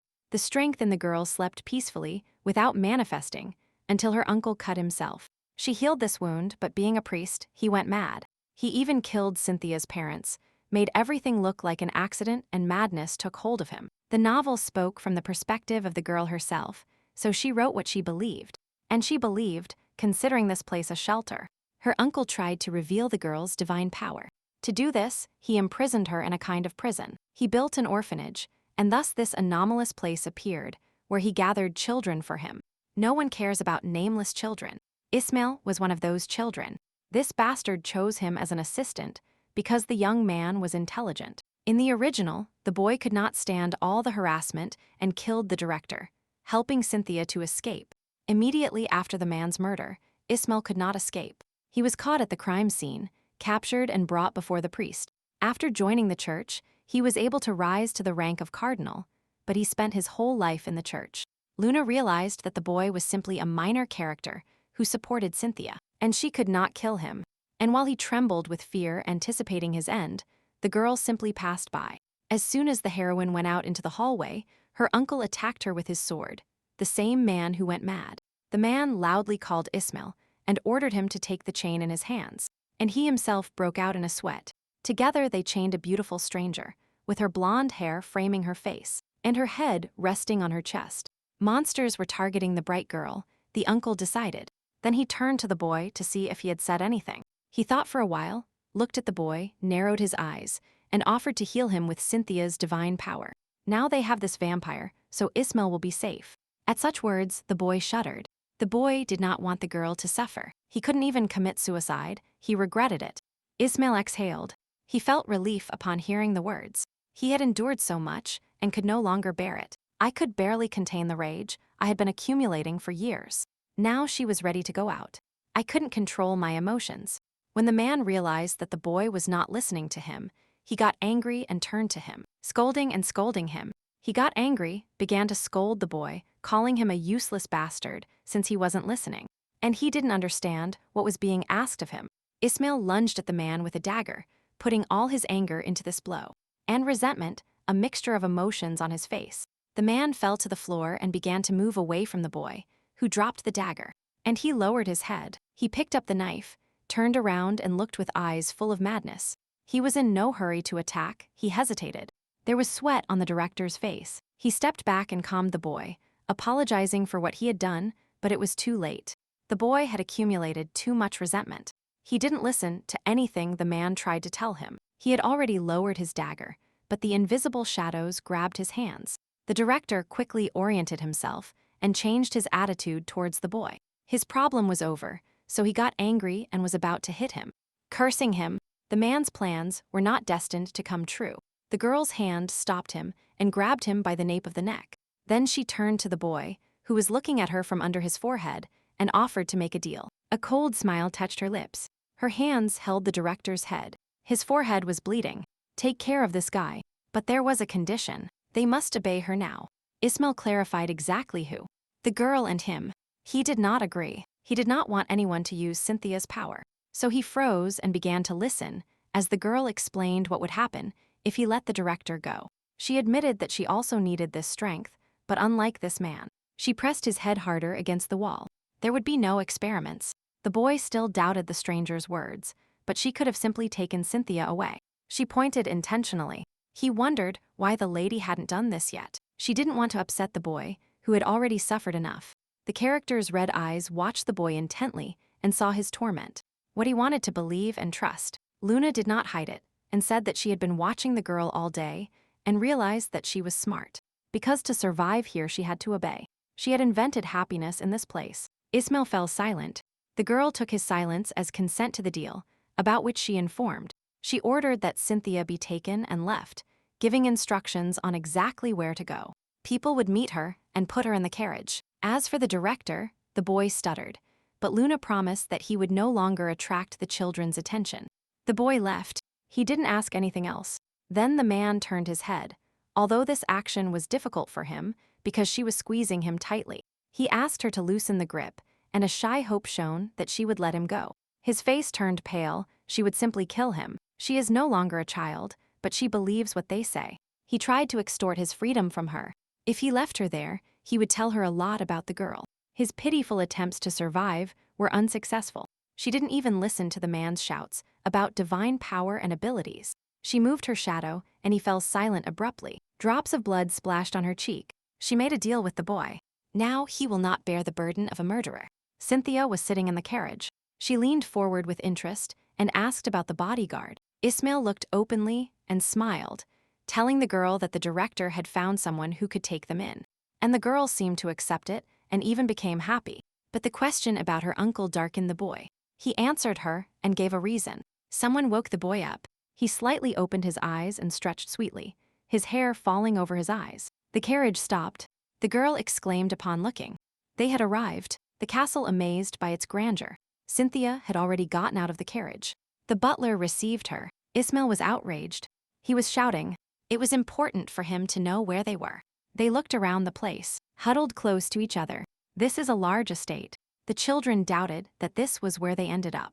I met Wendy. I smiled at the children. The lady said they would arrive, so she came out to greet the guests. She took me inside and couldn't help but sigh with joy at the beauty. But the boy leaned toward Cynthia and whispered about the monster's house. Don't forget, they really liked dinner.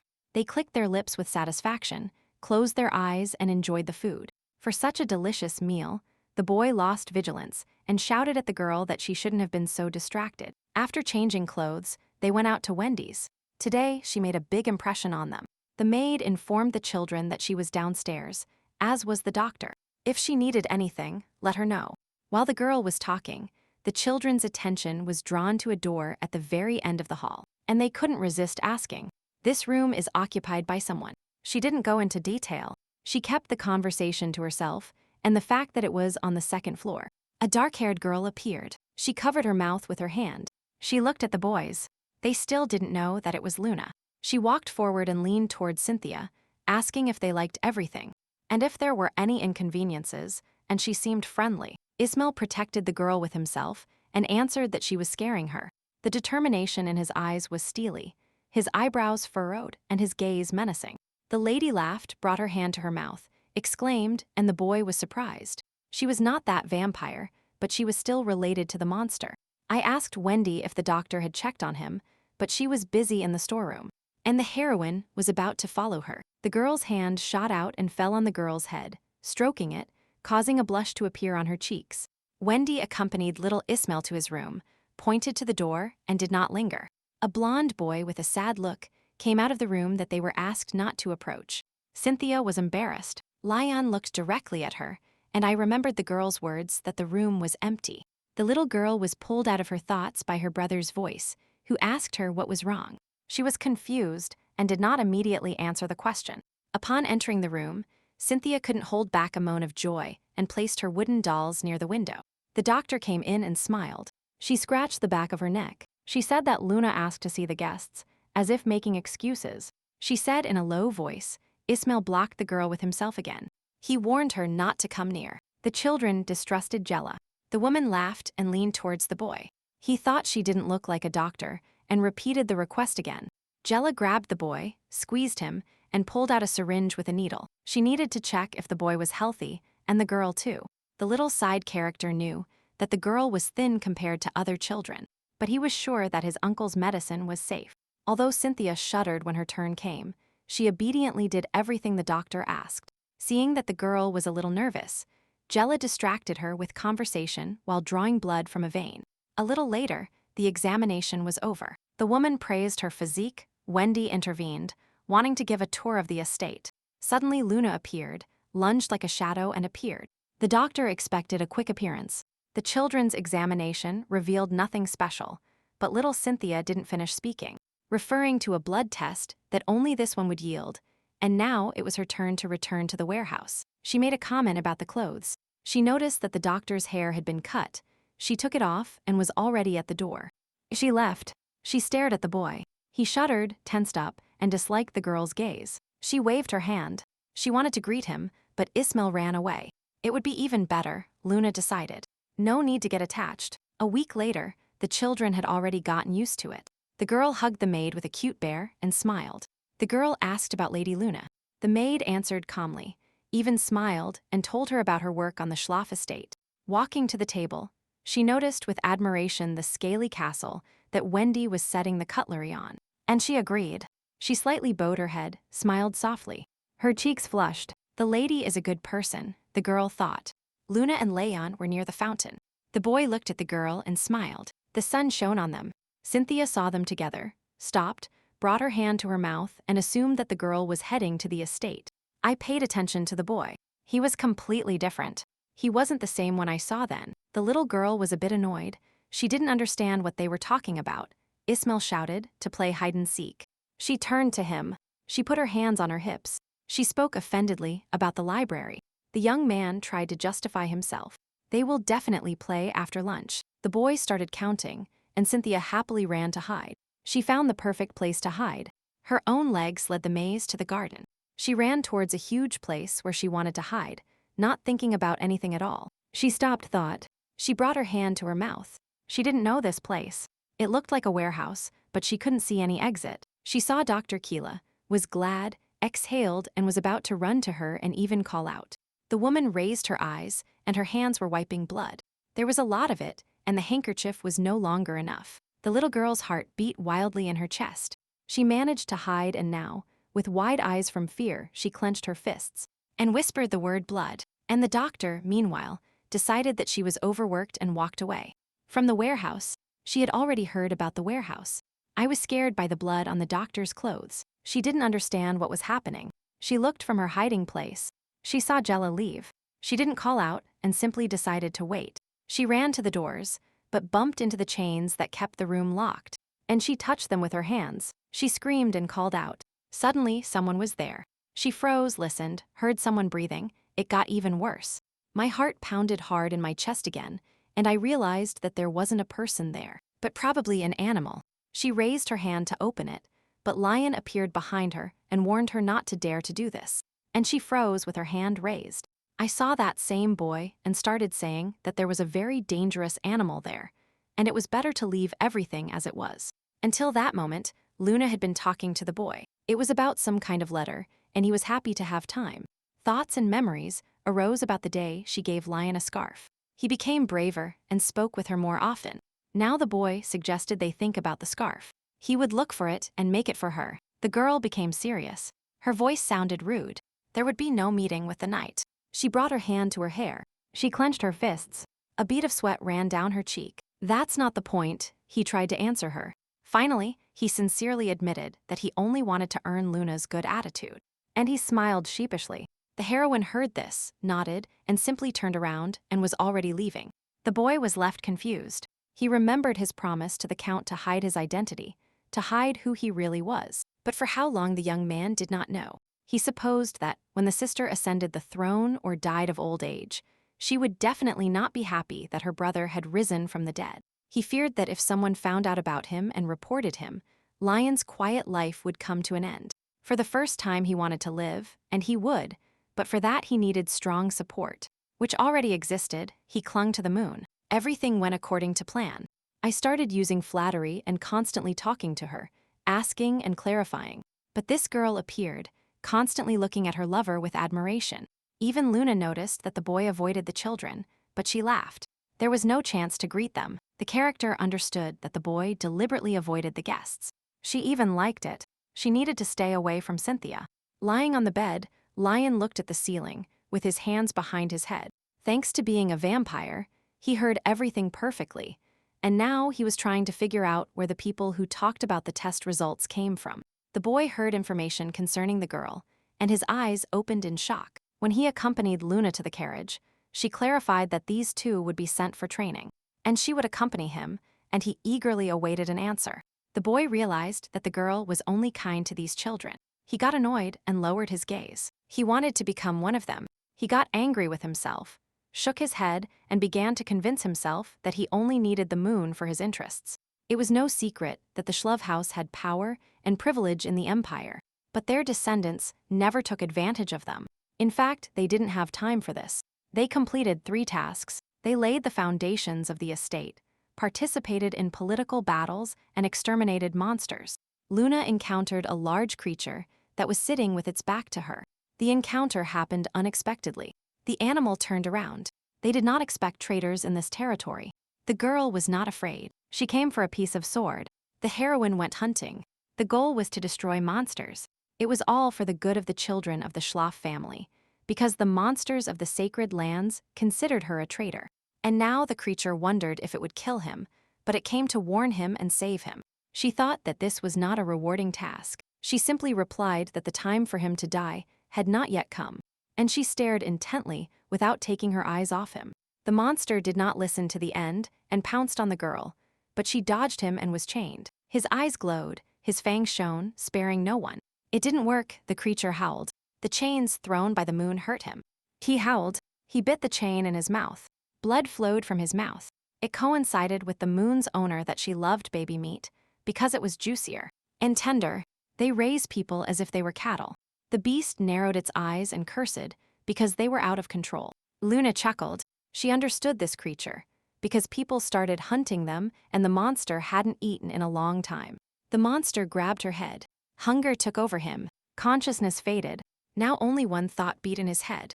And the creature jumped on the girl again, but she dodged him and was chained. Now with force. He was in pain, trembled all over, asked to be let go. Luna sat down and set a condition if he became a faithful dog. Of course, this proposal seemed foolish to him. He felt like a stranger, but his eyes were already clouded. The muzzle lay condemned on its paws. Only one person could enter the territory, the one with a lot of monster blood. And now Luna was sitting in the garden, sipping tea, crossing her hands submissively in her lap, and without lifting her eyes to the lady who had invited her. Recalling that night, as expected, Kylie Schlaf pounced on the monster, and he answered her because the villain provoked a fight.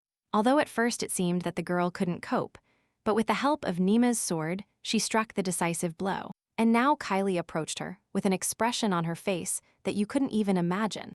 It was sharp like a sharp knife. Apparently, the Schlaf family still doesn't know who she is. They have no way to win. Only Frid can win with the help of a sword. If the heroine simply thinks, then she must maintain her true appearance until the end.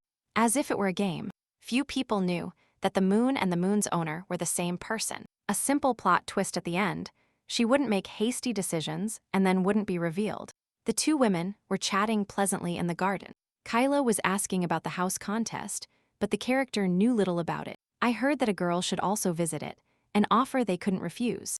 I sighed and clarified a couple of details. The woman leaned over the cup. A task she must face. Do nothing without giving explanations. Everything will become clear in the act. Kayla stood up and decided to leave, but Luna thought about it. She didn't like uncertainty and didn't see the point. She was in a hurry to leave this huge mansion. Exiting the door, the heroine thought. And she felt that something was wrong here. Bringing her hand to her lips, the Duchess made her seriously think about asking a common mentor about this. And current, she suddenly stopped. A sound caught her attention. She tried to figure out what it was and narrowed her eyes. Luna took a fatally wounded werewolf with her after a battle with the Duchess. She couldn't let this creature die. His time had not yet come. She squeezed his hand tightly. There was a chained guard in the warehouse, and someone touched him. Did this thought really not develop? No one could resist the moon's power. However, in the story there was one character who still managed to do so, little Cynthia. Now Lion stood in front of the girl and warned of danger. With red eyes looking from under his forehead, Cynthia crossed her hands in a prayer gesture and approached the boy. She felt that the creature was suffering. She threw him off coldly. It wasn't her business. The boy felt ashamed. He closed his eyes and blushed. He apologized. His words sounded rude, so now he apologized.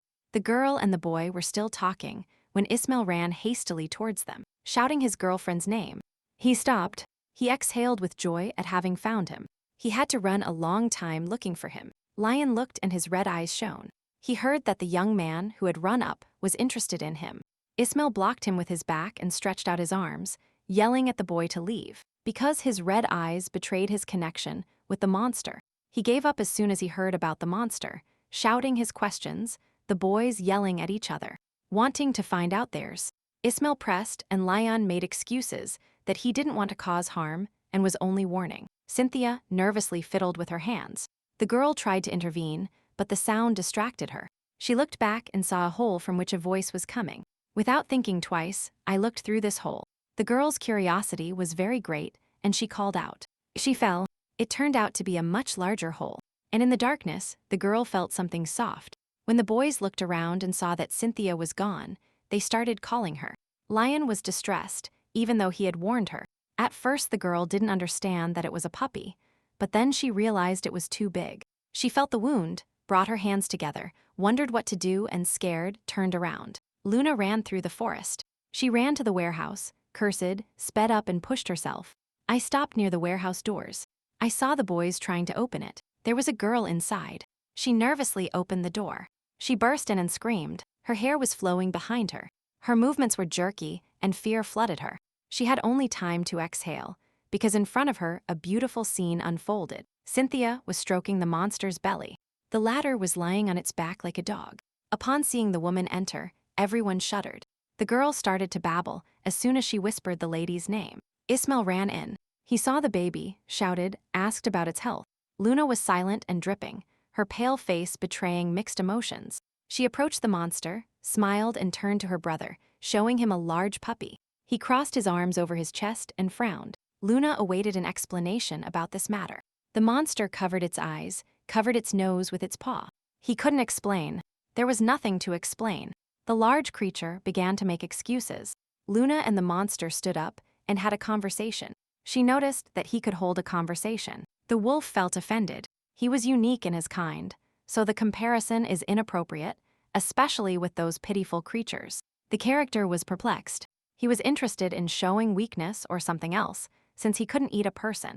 He slapped his tail, lifted his snout, snorted, lifted his paw, because the traitor cannot understand. Cynthia saved him. He continued to reveal what was there. She healed the wounds and reduced the feeling of hunger. The girl listened attentively, slightly tilting her head. Jella couldn't heal him, but now even his fur was shining and he looked happy. Upon learning about the light that Cynthia gave off, his face darkened, realizing that she was the one with divine power touching his mouth with her hand. The wolf looked condemningly and decided that the girl had gone mad. There was no such power in this world. He explained everything simply, started praising the baby. It was she who performed a miracle, no less. According to her notes, the girl has a power that looks like light, which is the exact opposite of the moon owner's power. And no matter how strong Frid is, he cannot defeat Lunar alone, only with Cynthia's help. They must be together. The wolf saw that the heroine was in her thoughts, so he silently crept towards the exit. But a threatening voice called him. He took a breath and turned abruptly towards the girl. He heard what he wanted before, but he was already surprised by the permission to leave. The arguments about harming the children did not help. The wolf did not want to leave, and he had not yet settled his debt with Cynthia. He raised his paw, brought it to his chest, light poured out, and he swore that he would never eat a person as long as his savior was alive. She clarified if this oath was true, a wolf can only make one promise, and unite a soul once in his life. A unique ability, just like that of vampires. The oath cannot be broken until the life stone in the heart is destroyed. The girl could not believe it. Then, the monster offered to kill them and decided to devour the man. This seemed quite strange to Luna. Before the encounter, it was only guided by a feeling of hunger, but after meeting Cynthia, it changed. She narrowed her eyes, probably due to the fact that the girl is the main protagonist of this novel. Luna decided that as long as Cynthia was here, the wolf could stay, but as soon as she left the estate, she would immediately hand him over to the doctor. The heroine exhaled. Today was a difficult day. She narrowed her eyes but relaxed. Suddenly, Cynthia appeared from behind the curtain, felt embarrassed, and shuffling from foot to foot. She called the lady. She bowed her head and timidly uttered words of apology for trespassing into the warehouse. And she accepted these apologies. The girl raised her hand, started to find out the reason for the penetration, and realized that she decided to help. I touched the baby's head and stroked it. Nothing happened. Help is good. For the first time, the heroine showed some affection. Tears appeared in the girl's eyes. Her uncle directed kind words to her many times, but they didn't sound like a compliment. She smiled, narrowed her eyes, went to her room. It was already late, and warned Cynthia not to stay there too long. Then, in the room, Luna thought about the girl's syndrome, that being good is not always good. She thought for a long time. According to the plot, the girl was always good. Ismail was always nearby, and the village where she lived was destroyed by the moon's owner, for which she blamed him for all her misfortunes. She realized that all the problems were due to her strength, but she could cope with them because she was kind. I thought that Fred and Cynthia were the ideal couple for each other, since one lacked the mental strength of the other. But if Guard hadn't been able to restrain himself today, the boy would have been a victim of a hungry monster. Lion called her, wanted to come in and brought his hand to his chest. His lowered gaze and timid voice caused her anxiety. Luna jumped up.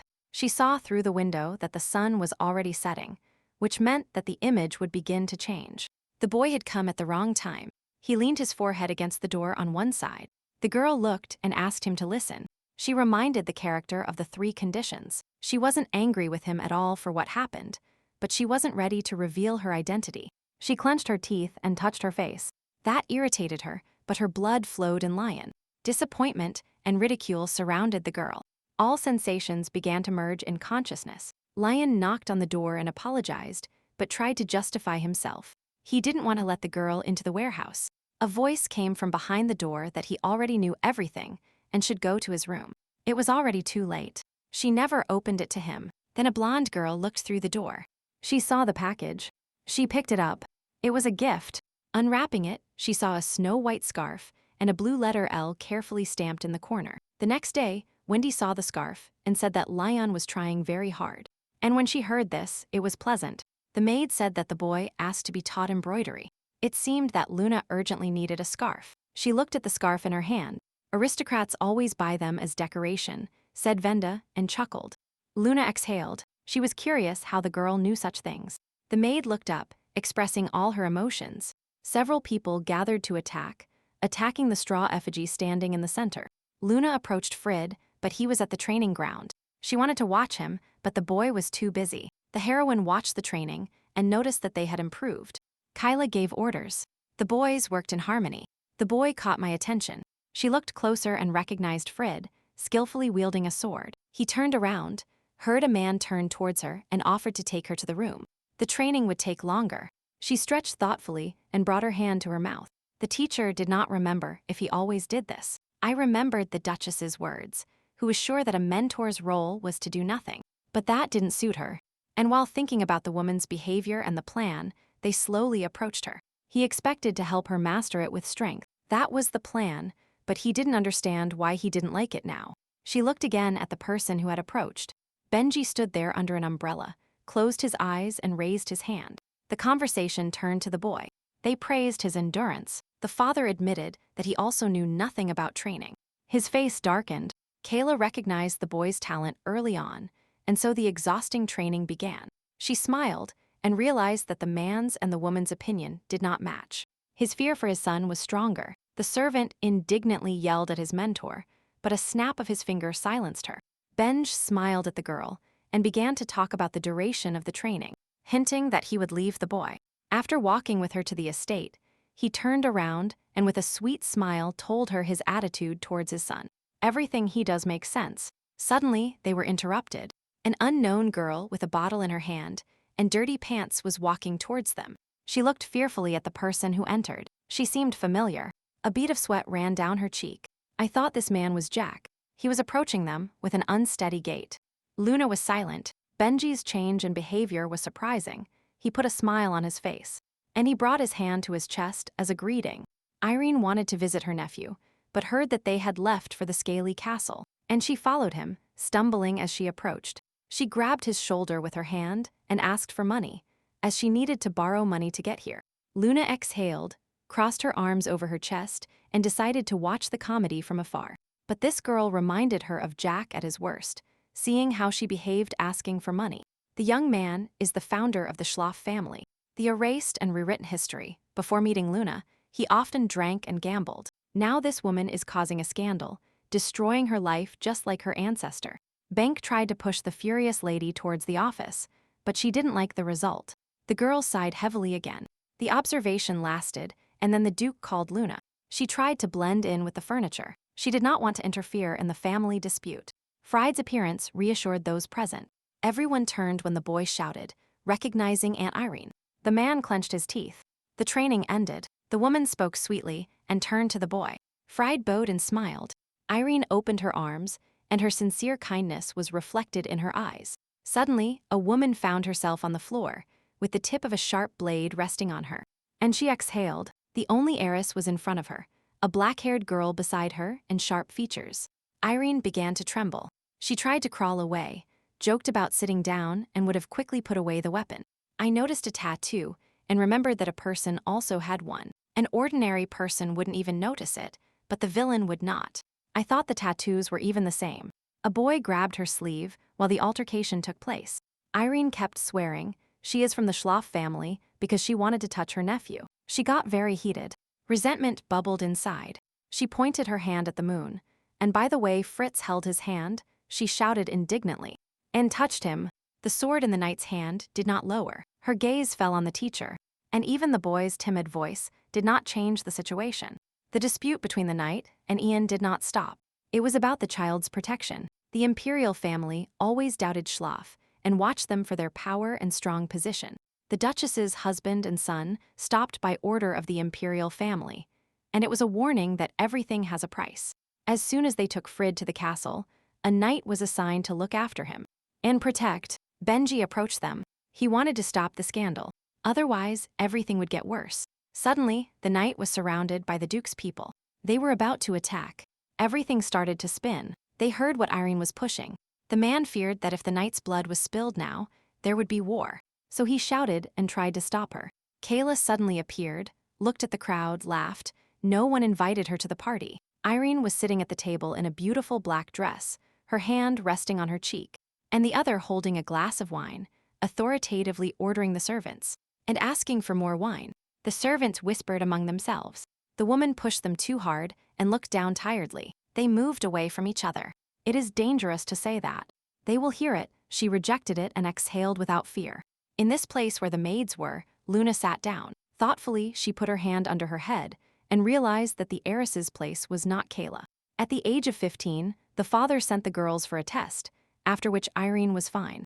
But the Duchess could see blood. Now the woman chased the servants and they poured wine on her, but then she was practically kicked out.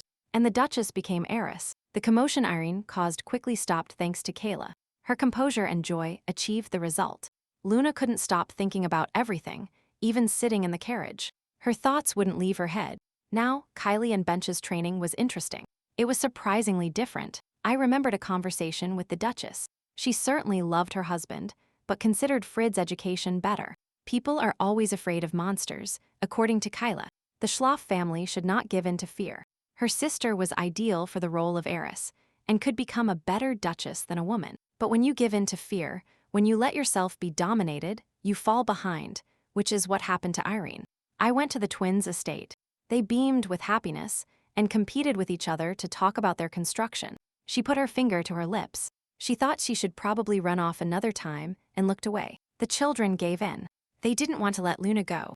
They offered to play together in the sandpit, but she made them happy because she had a swimming pool behind her house. Suddenly, a voice pulled the children away from the lady, scolded them, and they hung their heads.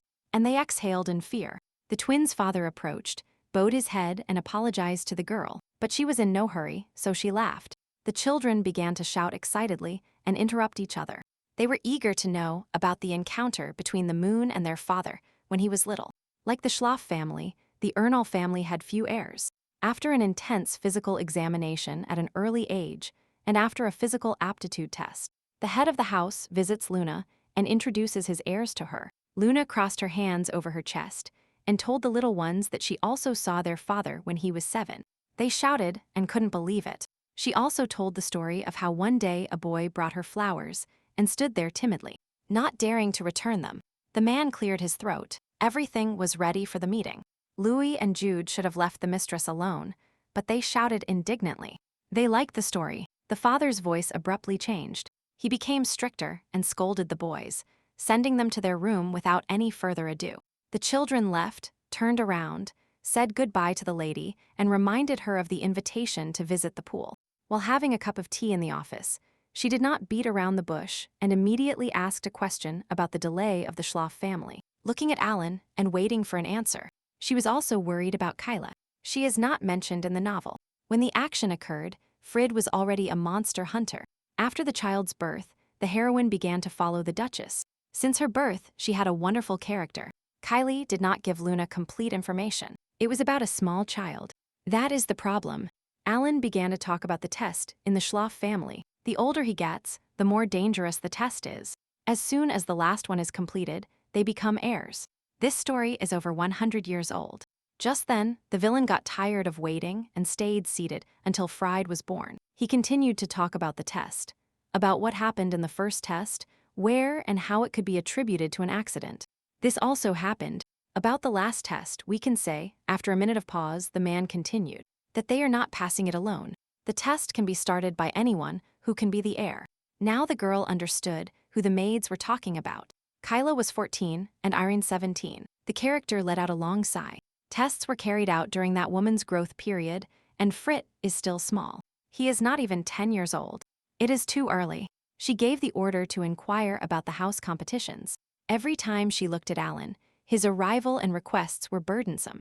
She crossed her hands over her knees. She looked at the man with a smile. After her death, all the fortune would go to the Count. Her eyes indicated that it was worth working for. I clearly remember the day I was walking with his mother. He was very tired and constantly rubbed his eyes. He took his hand from his eyes, forever remembered the silver hair and lifeless red eyes. All heirs of the Ernal family fell in love with the lady. Then, his mother told him words that he only understood now. After the expression on her children's faces, Luna was happy near the Ernal house. Affection or protection, something like that. Despite the sympathy and even affection, there was always a line between them that could not be changed. She got up from her seat. She told Alan that she would leave soon, that the twins would no longer serve her. And this made her happy in the first place. If that was the woman's wish, then she had to fulfill it. She looked at him for a long time, wondering what else to say.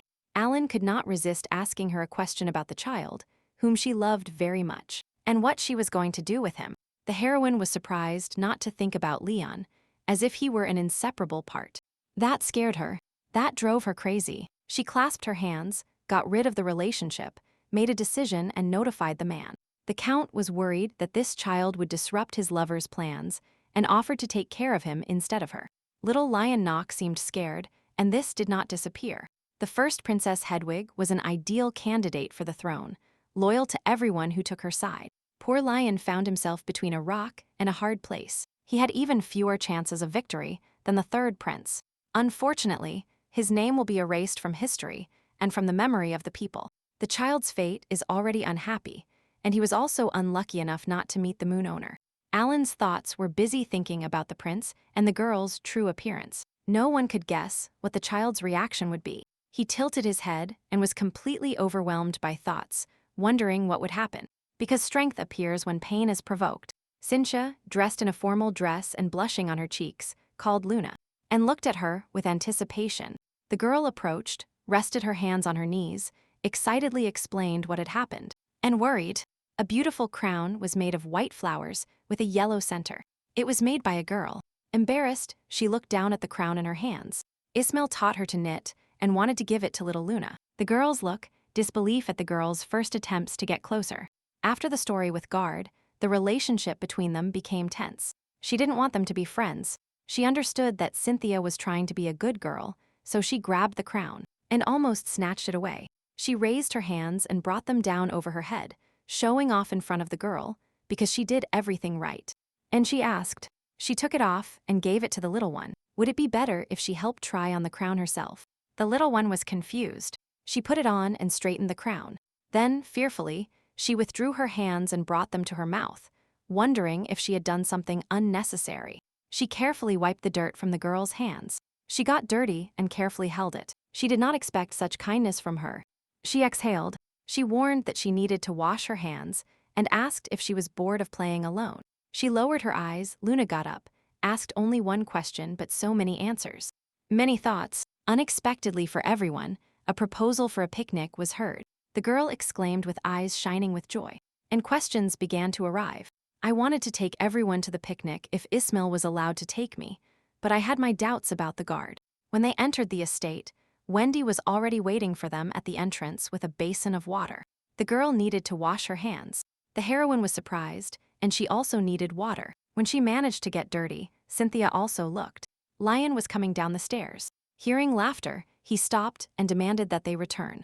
It seemed to Luna that the boy was avoiding the guests. She looked at the girl. She also seemed a little stunned.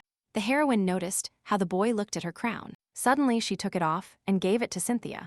It suits you better, she justified. Lion came down and extended his hand demandingly, throwing a word at the girl to give it back to him. The boy didn't want to receive a crown. Luna realized he was asking for a handkerchief and handed him a dirty one. And wet. She offered to tell Wendy to clean it, but Lion snatched it from her hands and shouted that he would wash it himself. Everyone stood still, and watching the boy go up the stairs, he was offended. Everyone understood this. Talking to Dr. Jella, she scolded the girl and reminded her that they were going through a difficult period now. There was also a wolf who, in tears, asked to be taken out of here, tired of doing the same thing. The conversation revolved around Lion, who avoided the doctor and had no idea why. Guard listened carefully and occasionally inserted his own comments. Luna thought for a moment and doubted whether she could trust this woman to treat the child. Without closing her mouth, Jella thought and spoke out loud until the shadows covered her mouth. Luna noticed that if she said one more word and kicked her out of here with her things, she would get indignant. When I asked about the poison, the shadows withdrew and then I could exhale over the theory, perhaps dismissing it with disgust. She crossed her arms over her chest. The heroine wanted to create it. Then Jella raised her hands and tried, but it was quite difficult. I listened carefully as she described her work and how much work was needed for it. It would be good if she died from this poison. In addition to financial assistance, the doctor also asked for an assistant. She clasped her hands, and Luna realized she needed Leon. Jella refused. She needed someone more agile and intelligent. She narrowed her eyes. She couldn't understand who it was. I thought Alan could help, and there would even be several candidates for this position. And then an option occurred to me. Ideal, he can do this job, Luna suggested Ismail. The woman agreed. She remembered that calm man. She asked only one thing of him, not to get involved in illegal activities. This could affect the girl. She nodded. I remembered Jella. She never treated people as tools. She swore to help people. The heroine shook her hand. She calmed her down, and there was one more thing worth saying now. You must ask him yourself. If the villain asks to become an assistant, the result will not be the same as he desires. She smiled. She looked over her shoulder. The plan was slowly beginning to be implemented. She smiled, and the women agreed on who could be the first to find common ground with the children. Dr. Jella changed the subject, and in her hands a purple bottle. She leaned towards Guard, forcing him to drink. Luna tried not to listen to the woman's pleas. While speaking sweetly to the wolf, thoughtfully she spun the pen in her hands. Her thoughts were about the boy who had taken offense at her because of the scarf. But she interrupted her thoughts and pushed them away. She didn't care if the boy was offended. She had her own goals. She was thinking that it was not her business to feel and worry about him. But still, the voice interrupted her, forcing her out of her thoughts and worries. The doctor annoyed the woman. He said, and she didn't know what he was saying. He touched her forehead with a pen and closed her eyes. She wondered what was wrong with him. She always ignored him when she needed to, but now she can't. Jella exhaled, closed her eyes. This is called resentment. And finally Luna knew it too. The doctor did not understand her at all. The heroine was disappointed in her expectations. This bothered her. The woman reminded the villain that she herself saved this child with her own hands. She pursed her lips. She knew it and did not regret such an act, but still something worried her. Jella accidentally gave Irene Schloff a tattoo on her leg. It was purely by accident. Luna became interested in the meaning of the tattoo, but the doctor quickly steered the topic to her poison and threw a collection bag at her. She quickly scanned the list. She was surprised that the list was impressive. The woman spoke indignantly and promised to find it. The chances will immediately increase. The doctor warned as she went out into the street, and the fresh air entered the room. A smile appeared on Jella's lips after creating a potion that turns a bloodsucker into a human. Lady Luna brought her chef, who prepared a delicious breakfast but also snacks. Everything was very tasty. Alan strictly gave the order that whatever the girl asked for should be carried out. Everything was done immediately. All this was told by the maid, who listened and got ready to leave, and understood why the salary was so high. The reason she needed this job so much was for her family, which requires many hands. She was not the only child or the first. Her older sister and brother left the family, unable to support such a large number of relatives. Wendy was supposed to chase them, but couldn't. They practically never saw their parents.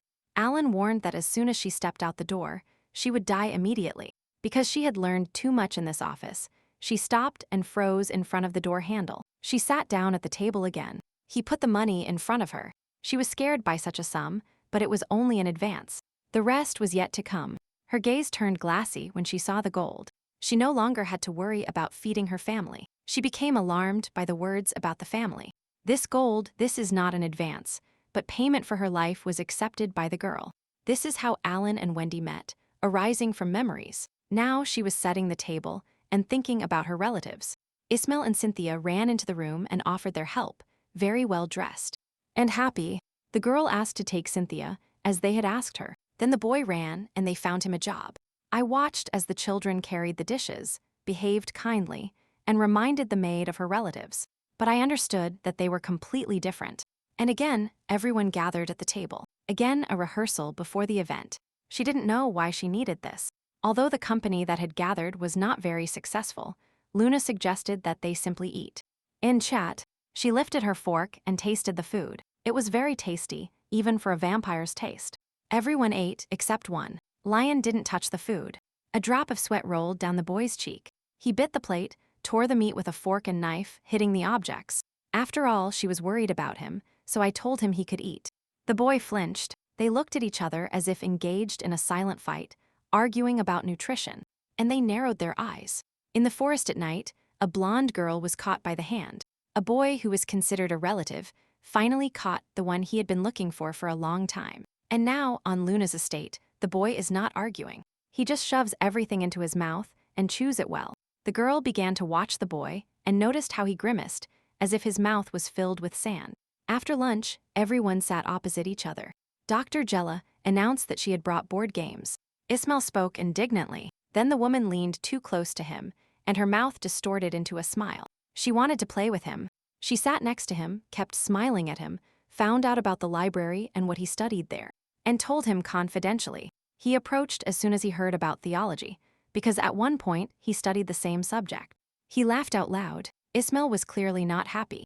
Luna exhaled anxiously, took her favorite pose and tried to stop the doctor, but she knew that he did not like the theological topic, and immediately blew the roof off.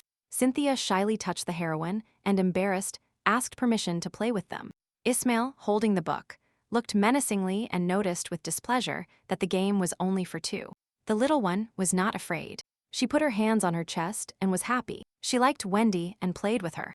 The character thought that, probably, the girl decided it was uncomfortable to be near. She was only 10 years old and smart for her age. The only thing I couldn't find was Leon, even though he was in the room. She went out and saw him by the window. She looked closely, but noticing the moon, he turned away and walked away. The boy didn't even look at her. She sighed sadly and crossed her arms over her chest. She lowered her head. She looked at him penetratingly. She saw that the boy was ignoring her and not listening, but he wasn't running around like a puppy. She thought that before this would have made her angry, but now she is in a good mood. The heroine was happy that Frid and Cynthia were suffocating in the same air. In her mind, the boys were already holding hands and were close. It's worth taking the risk. She asked how to avoid it. He looked at her indignantly. Why did this lady even decide? Lion was embarrassed by the girl's gaze. His eyes turned red, and he put his hand to his mouth and looked at her with faithless eyes. The boy remembered the moon's words.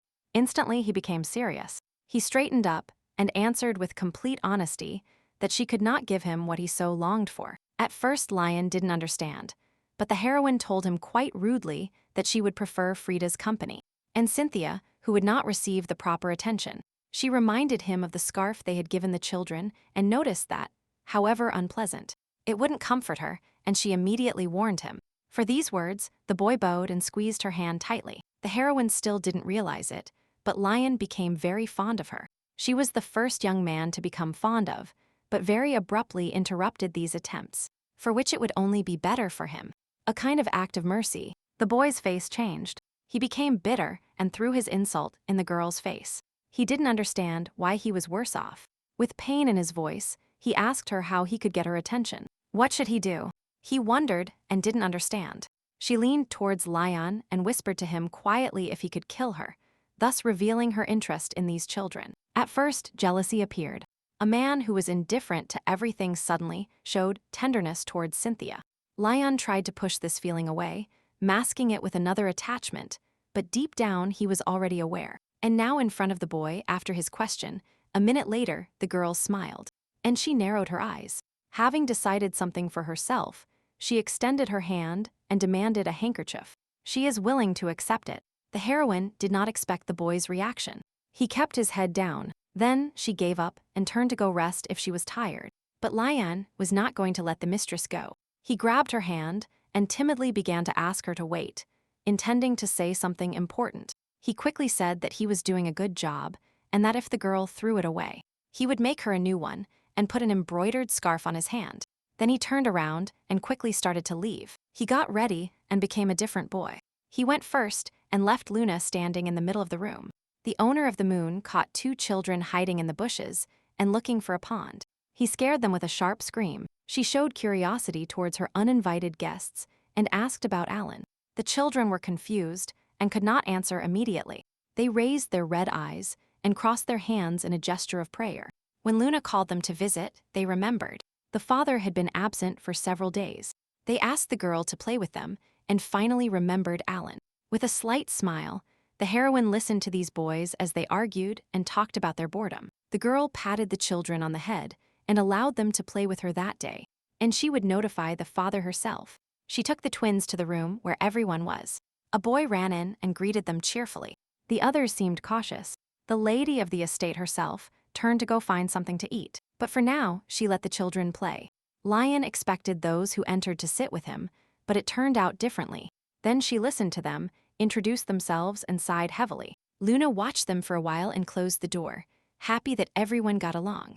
When Lion finally introduced himself, the doctor and the heroine were sitting at the table opposite each other. They started talking about Ismail. The delighted woman shared that she would have an assistant. Jella took the chess piece and smiled, offering a bet to her friend. Refusal would not be accepted.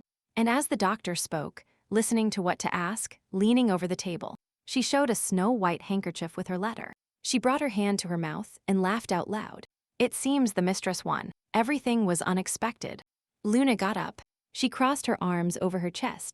She won anyway. The doctor became interested in what she wanted. She said she wanted medicine that would make her human again, to prepare it as soon as possible. The pink sunset illuminated the gleaming castle, and this ended the conversation between the women. The girl said goodbye to the excited twins. The carriage took them away, who waved and didn't stop shouting that there would be more. Then she turned to the remaining boys and announced that the party was over, and that they could go home. They nodded. Ismail called the baby to leave, but she took Lion's hand and asked him, embarrassed by the game, and she froze in anticipation. With his hands behind his head and looking at the ceiling, the little one was thinking about today. Lion had a headache and decided to go out for a bit to get some fresh air. Leaning against the columns and walking silently, I couldn't resist getting to know the boys better. Maybe he could learn what Luna values. The boy realized that he would never become like them. But there was still hope. He saw it the moment she called him. The boy always experienced different emotions when he saw a girl. He got scared because he didn't understand them. Searching for a pond in the forest, he went out and saw a heroine who was blonde and had a shadow enveloping her body. The boy's heart was ready to jump out of the boy's chest. It was beating so hard that he stopped stunned. Now only one word was beating in his head. In the middle of the forest, he grabbed the girl by the hand and forced her to turn to him. She pulled her hand out of his strong grip and calmly offered to talk, but the boy clenched his teeth, and he was too angry. I looked down from top to bottom, and a smile appeared on my lips. An apple from an apple tree. Of course, he will tell you why. He leaned down, rested his hand on Lion's shoulder, and whispered with a smile that he envied him when he left his little body. She continued to say that she could not watch how he was dying before her eyes, and she made an image of herself. The boy's eyes widened at these words. Some kind of hope still shone in him, but upon hearing all of Luna's words today, those little grains were destroyed. Thoughtfully, she brought her hand to her mouth. The little one still likes this life of hers. Lion looked at her angrily and snapped that she had no right to say those words.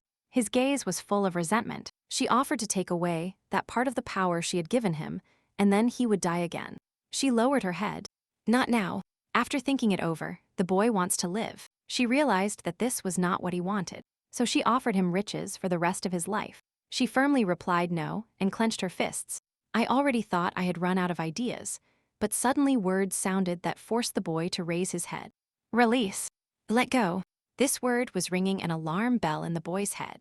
And Luna continued, if he bites her neck, he will be able to regain his life. She raised her hand and touched her snow-white neck. She pulled back her hair and prepared for the fact that Lion would decide to do this. This procedure is very painful for a vampire. The boy shouted indignantly and succumbed to her. What does she want? They said at the same time, not understanding the intentions. With his hands clenched into fists and anger in his eyes, the boy now did not look like himself. He shouted in the girl's face about her disappearance. Luna, hearing this, brought her hand to her mouth, narrowed her eyes and laughed as if a child had told a joke. Noticing the girl's similar reaction and gestures, images flashed before my eyes. I remembered everything Luna did, and finally the puzzle was solved. He turned around and looked around. Lion didn't look very well, so he suggested to the lady that they continue later. And now go rest. In this world, there was a group of people who worshipped their god. The equalizer and a man in a chair received admiration and bows. The children visited St. Veronica's church. Cynthia grew up like Ismail and shouted, turning towards the moon. The girl ran towards them, looked for the boys for a long time. Quite some time had passed, and now they were teenagers. They lost track of time, looked at the statue of Harun. The boy began to explain to the lady what it was. She was surprised that it was unfamiliar to her and listened to it for the first time. Approaching the statue, everyone stared intently at the girl hugging the skull, very similar to the owner of the moon. Luna could not tear herself away from what she saw. She noticed that there was a resemblance to her and clarified one or two details about the statue. Later, an old man with a beard approached them, put his hands behind his back, and smiled in such a way that his eyes were small slits. Father Harmon asked the girl about those two who serve and nodded his head. She crossed her arms over her chest and tilted her head slightly to the side. She had no doubt about his acceptance, as she donates a large amount of money, both for maintenance and just for the church. She raised her head and, after thinking, confirmed her decision. It was necessary for the further development of events. But first, Luna wanted to talk to them herself. Some time passed, and the children grew up a lot. The children ran to the clearing. There was a blanket on the ground in front of them. They stopped surprised. The girl explained that there is no picnic without food, and Wendy picked up some. Cynthia clasped her hands. She turned to the lady. A red blush appeared on her cheeks. She talked about Father John, about flowers. Ismail was always by the little one's side. He supported her in everything and told her there was a hand-in-hand path, but he was only a minor character who did everything for the girl. While cutting fruit, the boy accidentally cut his finger. Blood began to flow. Cynthia became alarmed. Although he tried to calm her, she still grabbed his finger and pulled it towards her. She grasped the injured finger with her hands, and the light with which she healed the boy poured out. Luna brought her finger to her mouth. She looked with admiration at the divine light, the same one that tied the wolf to the girl. She narrowed her eyes, and she hadn't used it for a long time. Ismail approached the little one alarmed, reminding her that she should not use force. There was an agreement. The moon looked around. She looked to the side. It seemed that someone was standing behind the wall and watching the manifestation of power. Something told her about the danger. Sinch's voice brought the girl out of her thoughts. She noticed that she wasn't with them, but quickly said that she offered him sandwiches. They had to be eaten. The conversation turned back to the church. The children said they would like to come here again. Taking advantage of this, Luna offered to stay here so that this place would become their new home. The boy understood what the lady meant and began to persuade the girl. There are many of Sinch's favorite flowers here. Every day she can observe them and try to distract them. The girl was confused. She turned pale. She clenched her fist.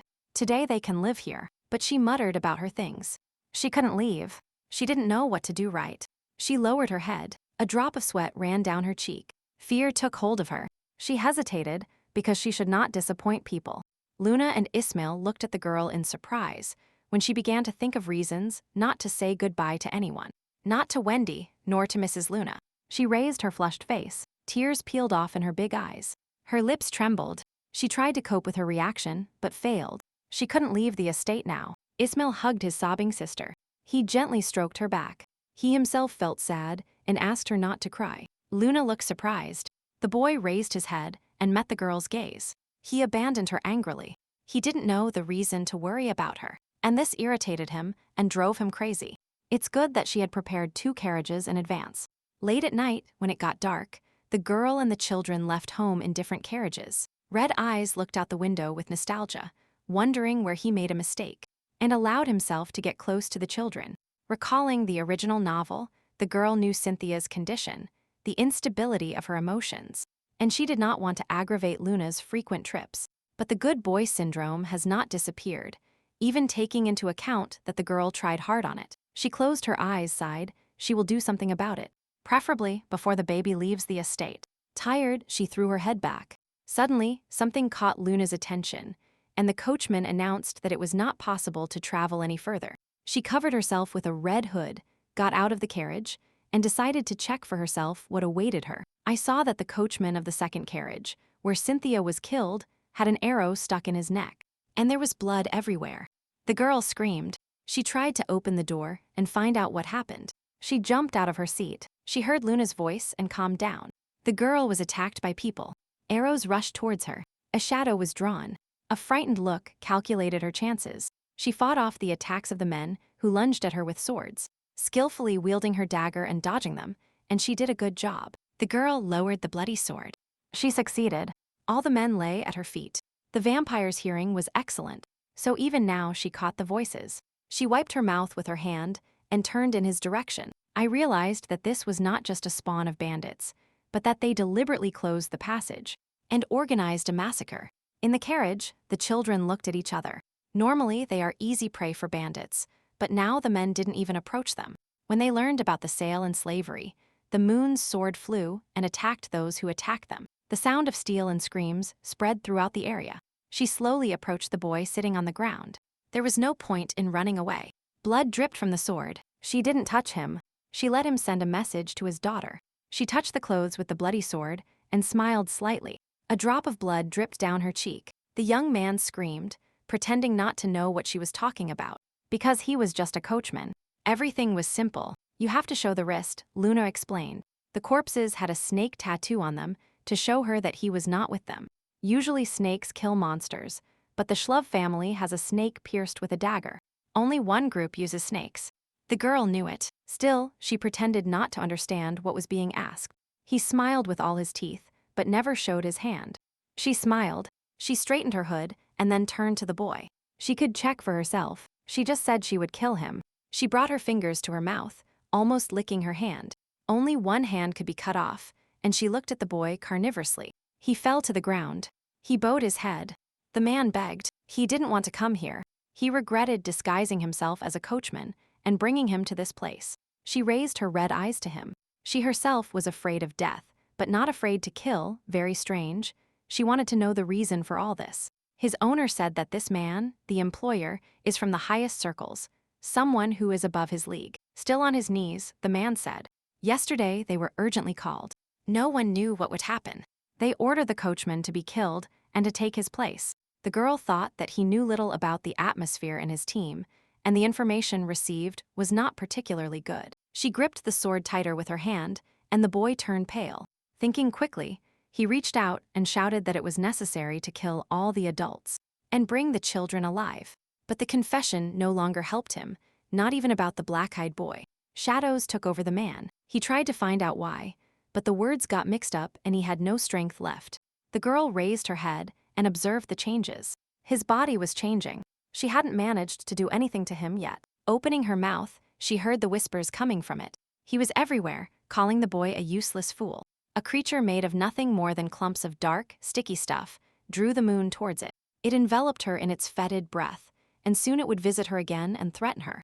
The heroine wanted to know who it was, but with an unpleasant squeal, the creature disappeared and melted into a puddle on the floor. Cynthia's appearance caused astonishment. She narrowed her eyes at the girl's figure and anxiously asked about the situation.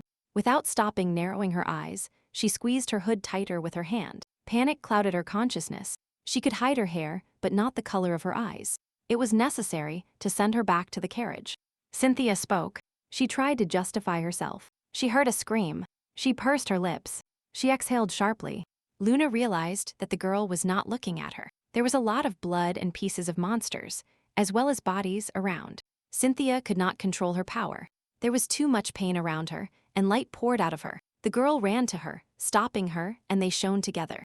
The heroine was very afraid of falling under the direct influence of this light. She remembered guard. And now it crossed her mind. Black hair scattered, white dress, and nothing more empty, outstretched arms. She put her hand to her forehead, hoping she had simply fainted after being exposed to the force. She opened her eyes, and her heart pounded. The voice said that she was in her unconscious void. The girl got up abruptly. In front of her was a beautiful blonde girl, the owner of the moon, chained. The heroine succumbed to her. She looked like her, but something was wrong. She noticed sad eyes. And she asked. It reminded her of the forest, her abilities, and everything that belongs to the girl. She does all thanks to her. It seemed quite strange to her. She brought her finger to her mouth. She called it intuition. But why did she look like her now? She asked curiously. She could intervene with all her might when the boundaries of her rules drawn by the moon were violated. She crossed her arms over her chest and lowered her head. So irritable is her intuition. The girl noticed with disgust. The owner's next words left her speechless. She didn't expect to be warned about a voice she should be careful of. That's all she could say. The first person she saw, as soon as she opened her eyes a little, was the maid, Wendy, who tried to ask with a broken voice. But she didn't allow it. She tried to get up, but she was weak and weakened. But at first she was interested in the children. That's why the question about them was asked out loud. The children were fine. Now they were sleeping. The girl was unconscious for 2 days. Wendy took a deep breath and was scared. She remembered exactly how she fell from Cynthia's power and realized that everyone saw her in the form of the owner of the moon. She got up. She needed to urgently go to the Rayan estate. The matter was urgent. She didn't listen to what the assistant was saying, the doctor's words. She demanded to put something on. And in the mirror, an excited black-haired lady in a dark blue dress was reflected. Night fell on the estate, lights turned on in the windows, and that night Luna could not answer the question about her well-being. Dr. Jella took off her gloves and with a slight smile said that the girl had become human. She leaned back on the sofa, brought her hand to her eyes, complained about having found the strength directly, and her hair turned darker. But regarding the girl's strength, the shadows do not obey. She snapped her fingers. There is not a single drop of strength in her. She squeezed his hand and lowered her head. It became bitter that the owner was no longer there. No one saw her appearance. At least something made her happy. Jella turned around and reminded her that Luna was now human, and therefore her body would change, so there would be no surprises. She had never slept before. The joys that ordinary people were content with did not suit her. The heroine's gaze became crazy. She didn't know what kind of person she was before, and now, she doesn't even remember her real name. A young woman jumped up, clenched her fists, lowered her head, and began to tremble violently. She walked to the table, saw the dagger, tried to stop, mentally ordered it to retreat, but she wanted it too much. She brought a sharp object to herself. From vampire to human, she couldn't believe it. The girl wanted to try. She had already made a decision, but a dark figure grabbed her and took her hands. No visible face, only a dark circle, no eyes or mouth. She tried to understand who was in front of her. She screamed loudly when she heard the words that no one allowed her to die. Her life was now in someone else's hands. Luna felt like she had been pulled out of the water. Enough air, it only got worse. She hated that feeling. A young man burst into the room. He picked up the girl. He began to reason with her and worried about her. The heroine also noticed his concern. She was surprised by the boy's behavior. It was unusual to accept care. Lion was always like that. He sought her love. He lived in agony his whole life, just to see the girl's smile. My head was spinning. Maybe he desired her. She didn't know. I easily picked her up in my arms and carried her further into the room.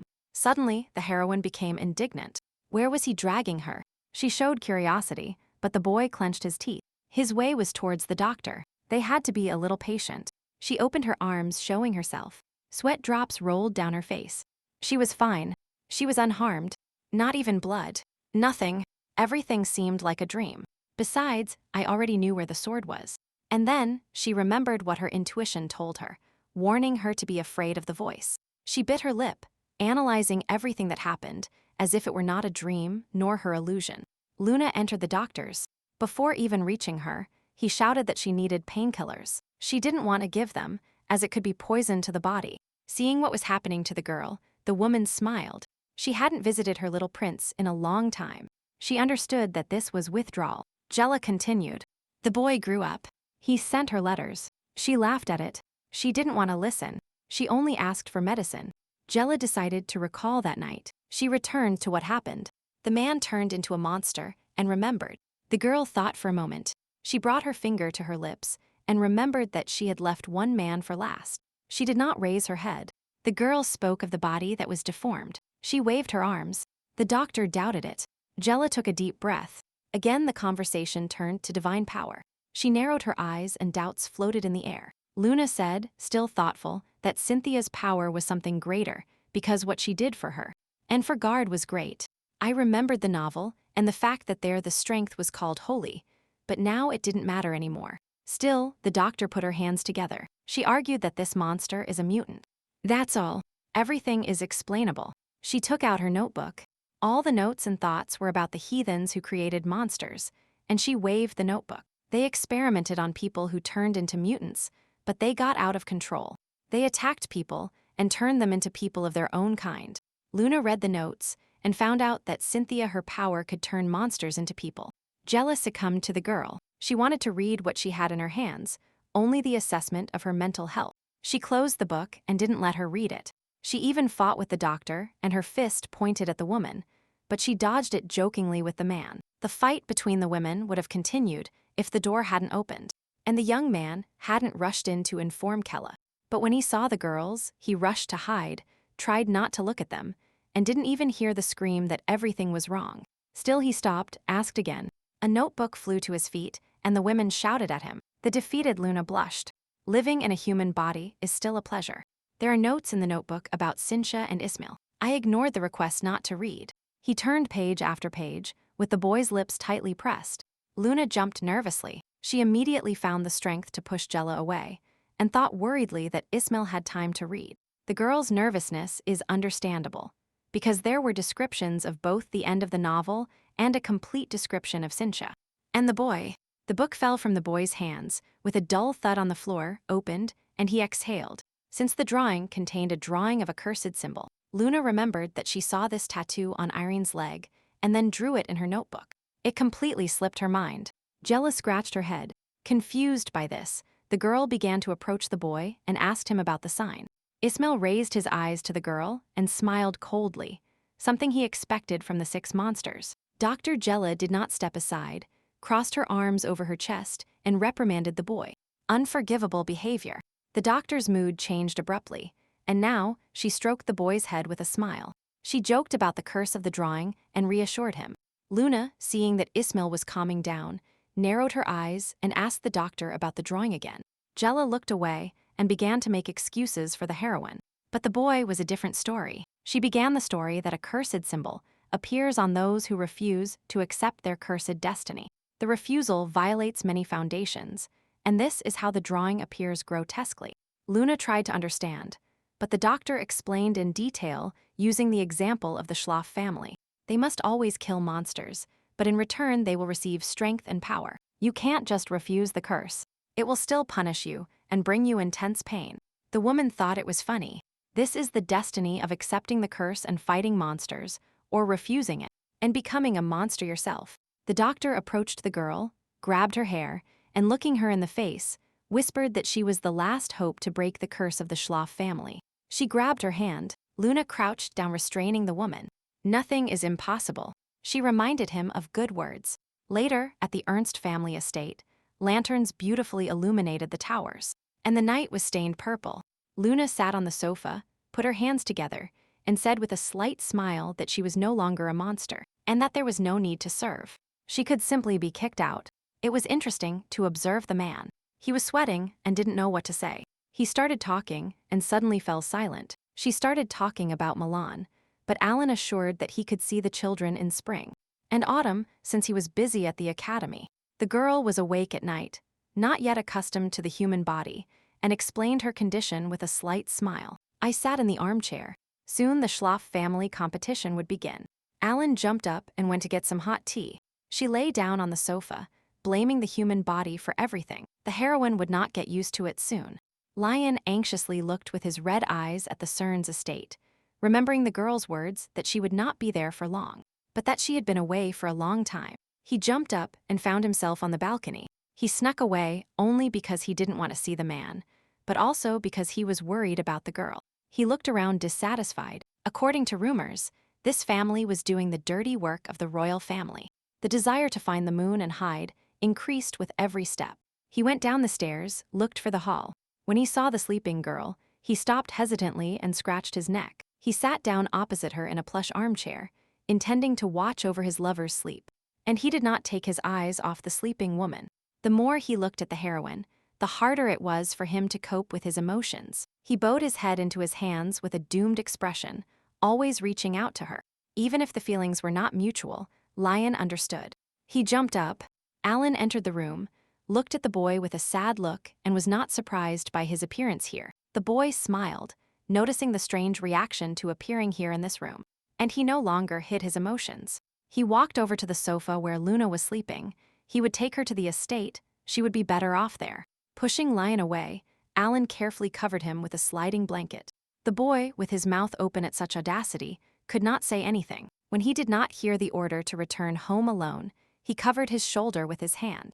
And he laughed. He picked up the girl and left. The Count narrowed his eyes. He looked at the boy with a long, hard look. It was time for him to return to the palace. Silence reigned in the room. Lion grabbed the Count by the chest. He reminded him of the words about not approaching the palace. He wanted to know what had changed now. He started talking about Hedwig. The coming-of-age ceremony has not yet begun. Opportunities appear by themselves. He admitted that it was quite difficult to name him emperor, but it could be arranged, and he addressed him with respect. The boy turned around. He was about to leave, remembering that even if he entered the palace, nothing would happen to him. Alan clenched his fists. The Count made this offer only because the young man became closer to his lover. He confessed and therefore repeated his request. Alan ran to the boy. He threatened him with a dagger and asked him not to offend the girl or speak disrespectfully of her. For pity's sake, he will now tell something with all his heart that the third Princess Hedwig has disappeared. The Count leaned towards the boy. The decision will depend entirely on him. He added respect in his voice. Still holding the dagger to the prince's throat, his eyes widened. The only thing the boy wanted was to be near the moon. Alan began to get up when he heard that the girl was moving, asked to take her to a quiet place. Taking the heroine in his arms, Lion walked out. The Count shouted after him that he would be waiting for a decision. The day before the hunting festival, Luna crossed her arms over her chest and looked forward menacingly, and she did not agree with the decision to go there for the children. The boys argued and argued, especially since it was daytime. They thought that nothing would happen. Ismail looked at the moon under his forehead, determined to argue and defend his right to visit her. For a long time, the Schlaf family has not held a house festival, since the very day they moved to the lady's estate. When they were small, the boy remembered, he and his sister looked out the window, watching this event from afar. dreaming that one day they could see everything up close. Stretching his arms to the sides, at that moment, Luna could not lose Cynthia. She had been taking care of her for so long, but she said out loud that she would get everything they wanted. Ismail was angry. They could not persuade the girl to let them watch. He raised his hand, his face was distorted. Cynthia, who had been silent until then, decided to intervene. She calmed the boy and addressed the lady, assuring that she didn't care about the parties. While a smile lit up her face, Luna bitterly regretted that her strength had abandoned her, and she could not protect these children if something happened. She imagined that she could not regain her powers, and that if something happened to Freed and Cynthia, she could not forgive herself. Garth suddenly intervened, although he was supposed to be in the warehouse with Keela, and looked at the girl reproachfully. A doctor appeared behind the heroine, placed his hand on her shoulder, noticed her tense shoulders, and showed her a bottle of poison with a smile. While the girl was busy with the wolf, stroking him and telling him kind words, Ismail decided to ask the doctor for permission. Observing the interaction between the woman and the boy, the idea arose that she was behaving recklessly. Under general persuasion, the heroine gave up, but appointed Lion as escort. The boy was very surprised by this outcome. He even opened his mouth a little. Taking his favorite pose, Luna apologized for the trouble. But since the boy is a vampire, his physical abilities are high. She blushed, covered her mouth with her hand, hiding a smile. It was nice that Luna trusted him and wouldn't let her down for anything. Suddenly, the girl leaned towards him, held out her hand, touched his face, and ordered him to stay still. The boy stopped, almost breathless, enjoying such a rare caress, removing the handkerchief. I saw the scar, and it was still there. Removing her hand, she began to instruct what the boy should do not to attract attention. She fell silent when she saw his reaction to this innocent touch. He changed his face and tried to understand what it was about.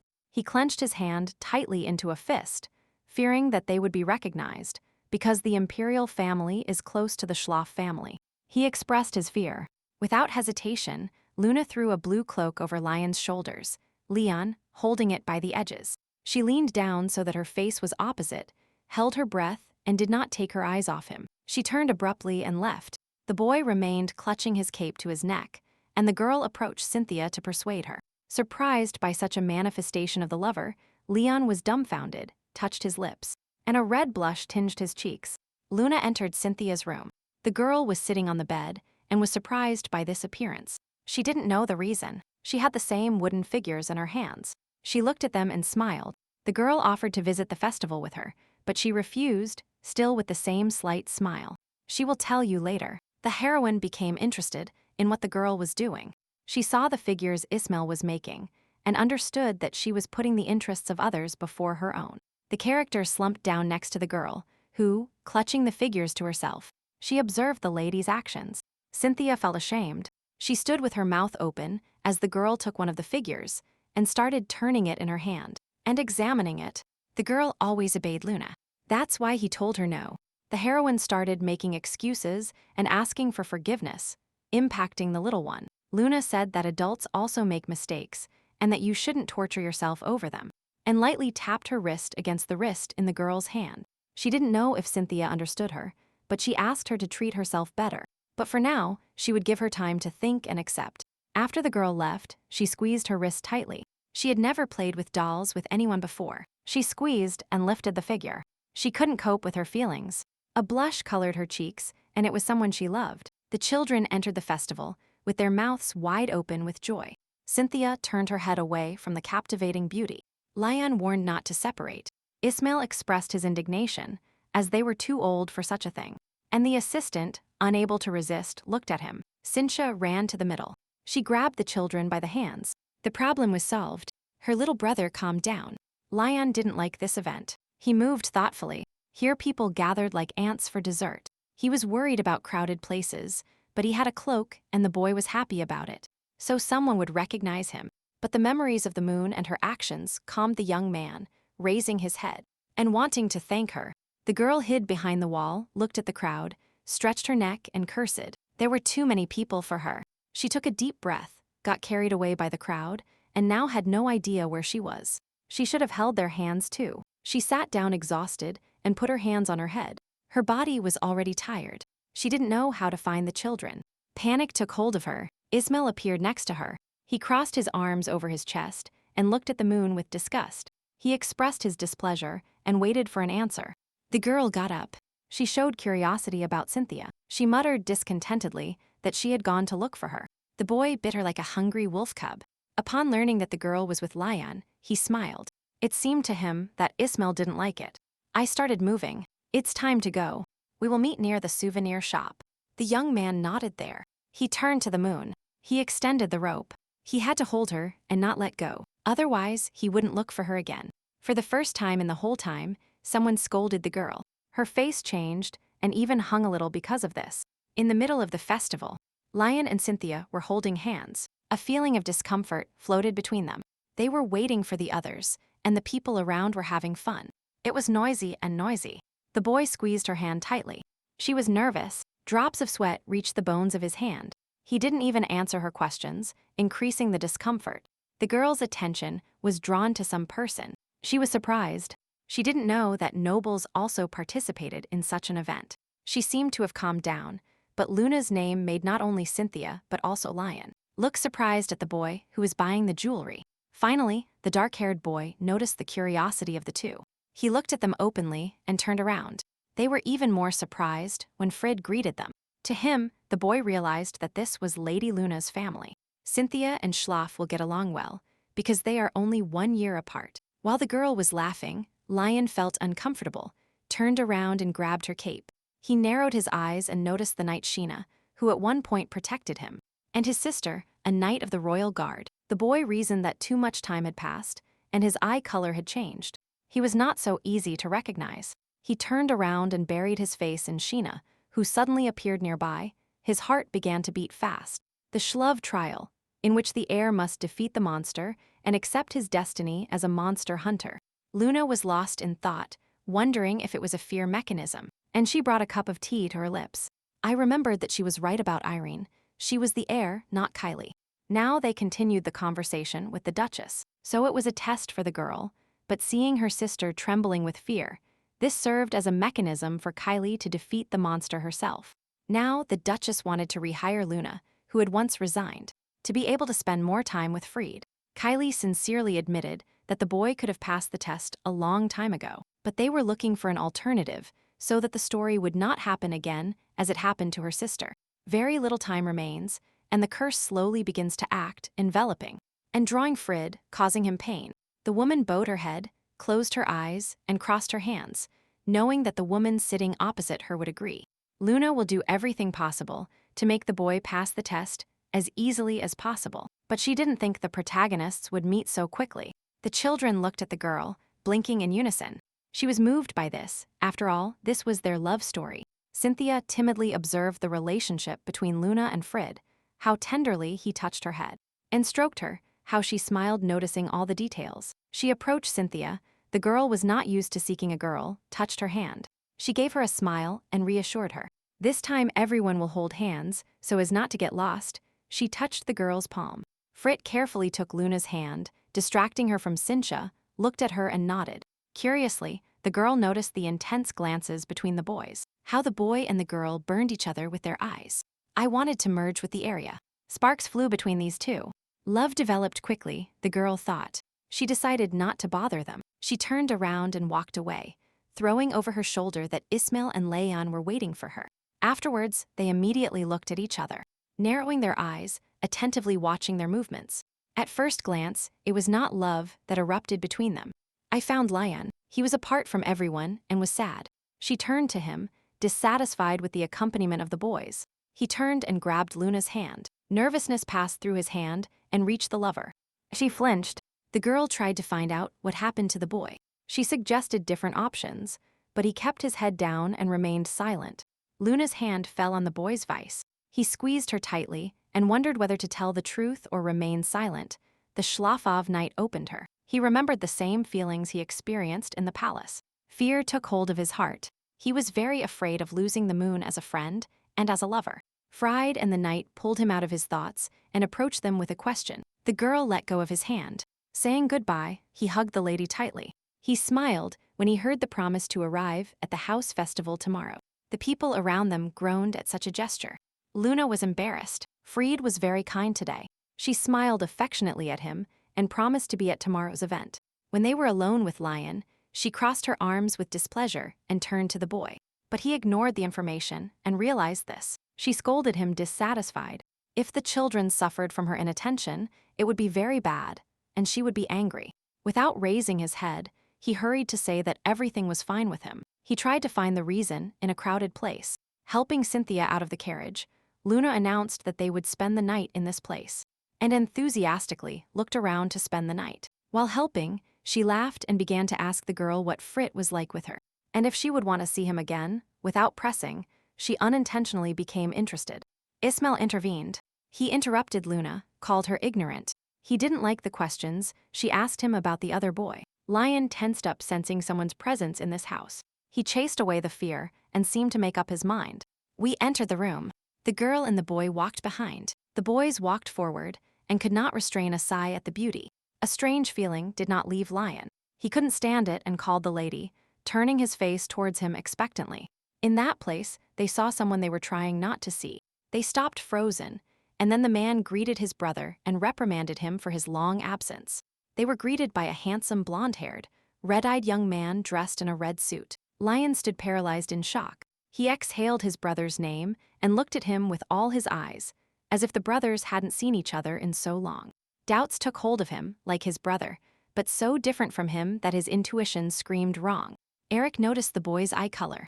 He started approaching, since they hadn't seen each other for so many years, and didn't even hug with full determination to fix this. He took off his hood, leaned towards his brother, spoke enthusiastically about the color of his eyes, and smiled too sweetly. Eric laughed, amused by the fact that his royal family brothers had lost the golden color of their eyes. The boy turned to the moon, laughing in her face, and reminded her of a father who never forgets his child. She didn't understand what this man was talking about. The girl tried to understand, and suddenly understood with wide eyes. Luna saw someone's memories, took a step with her foot to the side, and the boy's voice called her. Eric cursed with disgust. He called them unscrupulous. He muttered about the loss of strength and arrogance, and approached the standing children. It was funny for him to see how they walked around like crazy in the mountains, but he quickly got bored. He informed the man. Ismail covered Cynthia with himself, angrily told him not to approach her, and even prepared to attack if necessary. The man roared, indulged him for too long. Power flowed. Shadows surrounded everyone in the room. It became dark.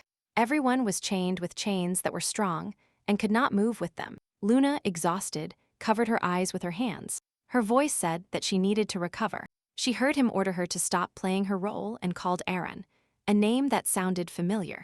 The voice ordered to bring Cynthia. Ismail tensed up chained, but could do nothing, only watch, and that's it. A pentagram formed on the floor. The boys stood around, or rather the shadow helped them gather, and the moon lit up. Her hair turned white. Eric got angry at the girl. He pushed her, scolded her to behave more carefully with Cynthia, and reminded her of manners. He smiled. He took the girl's hands in his, apologized to her. He was kind and gentle with this small and charming girl. Cynthia was confused. She didn't know what to say, but the man finished with one sentence. He reminded her of his uncle. He asked her for a favor. Ismail screamed and struggled helplessly. He asked him to take his hands off. He didn't want to repeat the story that happened at the shelter. Eric reached out and roughly grabbed the boy's face, deciding that it was worth taking everyone away so that the girl wouldn't get bored. I heard Cynthia's confessions. She was ready to go alone, as long as this man didn't touch her friends. He smiled and didn't doubt this good girl. He took her to Luna, asked her to be careful this time, and called the girl Aaron. A portal opened, and people started disappearing into this portal. Ismail screamed, trying to stop the girl. Apologies floated in the air. In the forest near a tree, a girl in a red dress was bleeding. In front of her sat a blonde man, a great mage. The woman exhaled and recounted what happened. The young man became sad. He felt sorry for so much beauty. He offered her a helping hand, but there was a condition. He would save her. But in return, the man demanded the girl's soul and sat waiting for an answer. She didn't quite understand what he wanted from her. It was very painful, and she was afraid of death, so she timidly extended her hand as a sign of consent. Luna opened her eyes, another memory from her life. Her head rested on the moon's owner. The girl was back in her unconscious world, looking with her cold eyes. And sad, these memories she saw, and because of which she was now confused, did not appear to her. The lover explained. Luna jumped as soon as she heard this girl's memories. She didn't believe it because there was a person there. She gasped and couldn't help, but realized that it was a great mage who had turned a man into a monster, and the lover did not express any emotion. She explained why she was showing her these memories, because it was she who imprisoned the soul in the body. Luna was completely confused. She flinched when the girl touched her with a cold hand and looked back with all her eyes. She apologized to her and promised to slowly show her all the memories, so she would understand why she wanted to die so much. In the room, a large table was set with all kinds of dishes. At this table were two people, a man and Cynthia, who showed curiosity because she wasn't touching the food. She didn't know what to answer to this. My thoughts were far away. The entire floor was shaking. I was being taken somewhere on the ship. I decided to talk to him. I started asking him questions. He smiled. I shouldn't have left her alone for too long.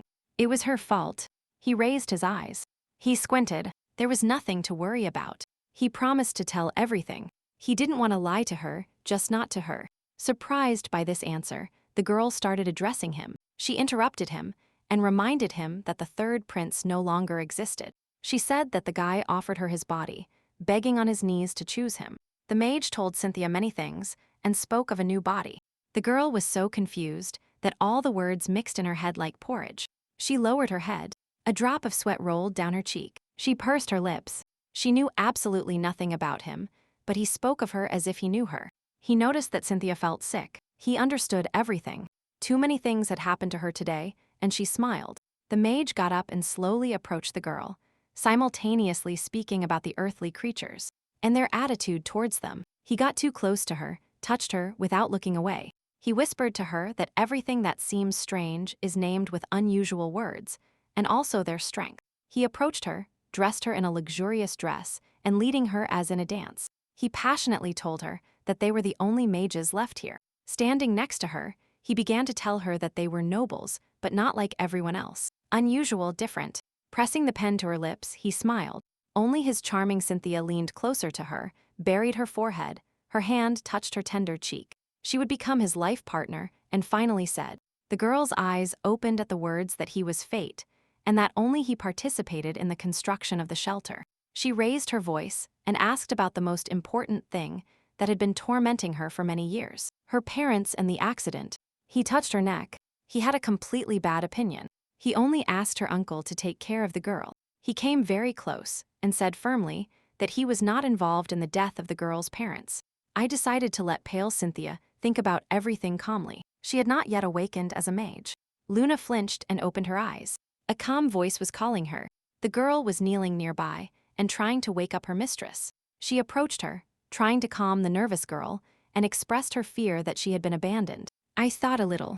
Luna turned to the girl formally and asked for help, and she opened her eyes. Cynthia screamed and hugged the girl tightly. Amidst the sobs, chatter and some kind of persuasion could be heard. She buried herself in her stomach and squeezed Luna in her arms. She begged her not to leave her. She begged her not to do this. The fear of loneliness penetrated her body. The girl saw everything. There was no point in hiding. She put her hand on her head. The tears subsided a little, and she stroked her sweetly. I remembered what the moon's owner said. She needs to examine everything now. She bothered the baby.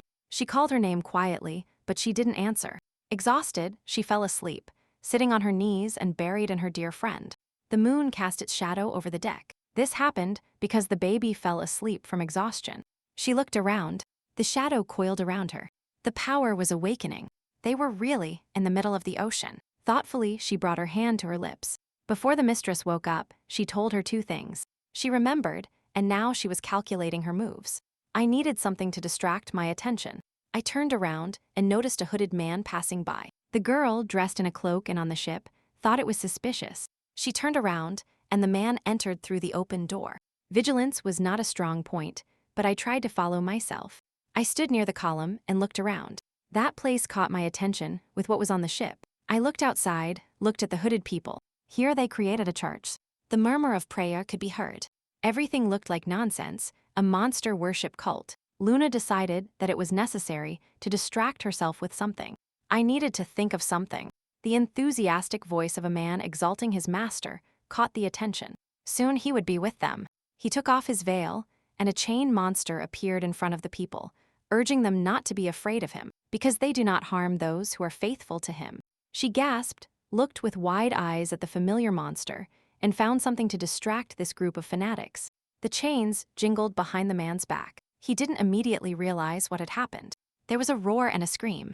Everything started spinning very fast. Loud screams were heard in the silence. People were calling for help. A pool of blood reached Luna's shoes. Soon, many new monsters will appear on the ship. She went down the stairs, turned her head, and hoped she wasn't behaving too carelessly. She woke up Cynthia. The girl opened her eyes and tried to understand where she was. She blinked. I saw a girl. I jumped on the bed. I helped her. There was no time. I had to leave quickly. And now the girls were running down the corridor, running through puddles of blood, with their corpses surrounding them on both sides. Cynthia slowed down, opened her mouth. Everyone on the ship was lying on the floor. This scared the little one, not fully understanding what was happening. Unable to cope with her emotions, the girl pulled out her palm and stopped. She held her shoulders, lowered her head, groaned. Black circles appeared under her eyes. She couldn't run, she asked for forgiveness. Luna approached the girl. She touched her, quietly asked her to look at herself. She reminded her of the words she had told her before and acted carefully. She knew that, no matter what she said, those words would stay with the girl forever. A vulnerable and emotionally fragile teenager. She wrapped her arms around herself and looked openly at the woman when she heard that she had to be herself. No one will force you to be a good girl anymore. You can smile and cry as much as you want. Express your anger and show emotions. The girl asked to be kinder to herself above all and extended her hand. And Cynthia, shyly and slowly, placed her palm in the outstretched hand, matching the words of her beloved. She can leave. They ran out the door and now reached the deck. The ship should set sail any moment. The sound of heels rang loudly in the quiet night. They looked down and saw Ismail. He was smiling and waving. The ship was a ship driven by a doctor. She spoke indignantly and tiredly about the 30 hours that had passed. More gratitude was expected. Luna crossed her arms over her chest. She asked excitedly about Lion. Jella sighed and told her where he was. He went to look for his brother, the third prince, and stopped in front of a creature, half man and half monster. The boy's eyes opened in shock. He already saw that it was definitely not his brother in front of him and asked a question. He continued to sit with his head bowed. Laughter sounded sharply. He knew this was just a game. He threw an accusatory tone at Lion. Freed brought the violet liquid from the glass to his mouth. Someone's voice called him and pulled him out of his thoughts. He squeezed his hand. He needed to leave. His Majesty's order. But the boy was waiting for the moon. She promised to come, but she wasn't there all night. The boy was accused by the third prince of playing perfectly and letting him admit what he needs. The mage remained sitting in the same position. His brother was not particularly important to him. He understood and threw bitter words at him. Lion squeezed the boy's hand tightly. These words could only be spoken by his brother, who succumbed to him. He demanded an answer, but the question discouraged the boy when he started talking about age. As if he were older than the last time. He listened nervously. He began to grow from the moment his creation became a man, he thought. His growth slowed down right when the children appeared on the estate, as if trying to stay with them. He smiled, brought his face closer, saw passion in his eyes, and shared this observation with the boy. Passion for his lover, obsession with the moon. All manifestations were attributed to this feeling. Eric provoked and deliberately incited the boy, suggesting that he had come to inquire about Harun. Lion became angry and squeezed the hand that was holding him. Stunned by the words about his brother and magic, the boy's face darkened. A drop of sweat rolled down his cheek from the shock. He chuckled and smiled. His brother was breaking down before Lion's eyes, but he accused that there wasn't even anger on his face. I couldn't justify myself, because at that moment the moon entered, the shadow surrounded her. She floated with her. The boy squinted. The girl looked directly. She saw that something was wrong with his body. She hoped it wasn't him who tried. Lion fell silent. He couldn't find anything to answer. He gritted his teeth. He decided to play silence. He raised his foot, and the heel hit the man's chest. He pushed him back, let out a sound, and began to fall. He supported his foot. His physical condition was weak. This body couldn't withstand the force, but he could speak. Luna decided perfectly. The mage couldn't restrain himself. He screamed loudly.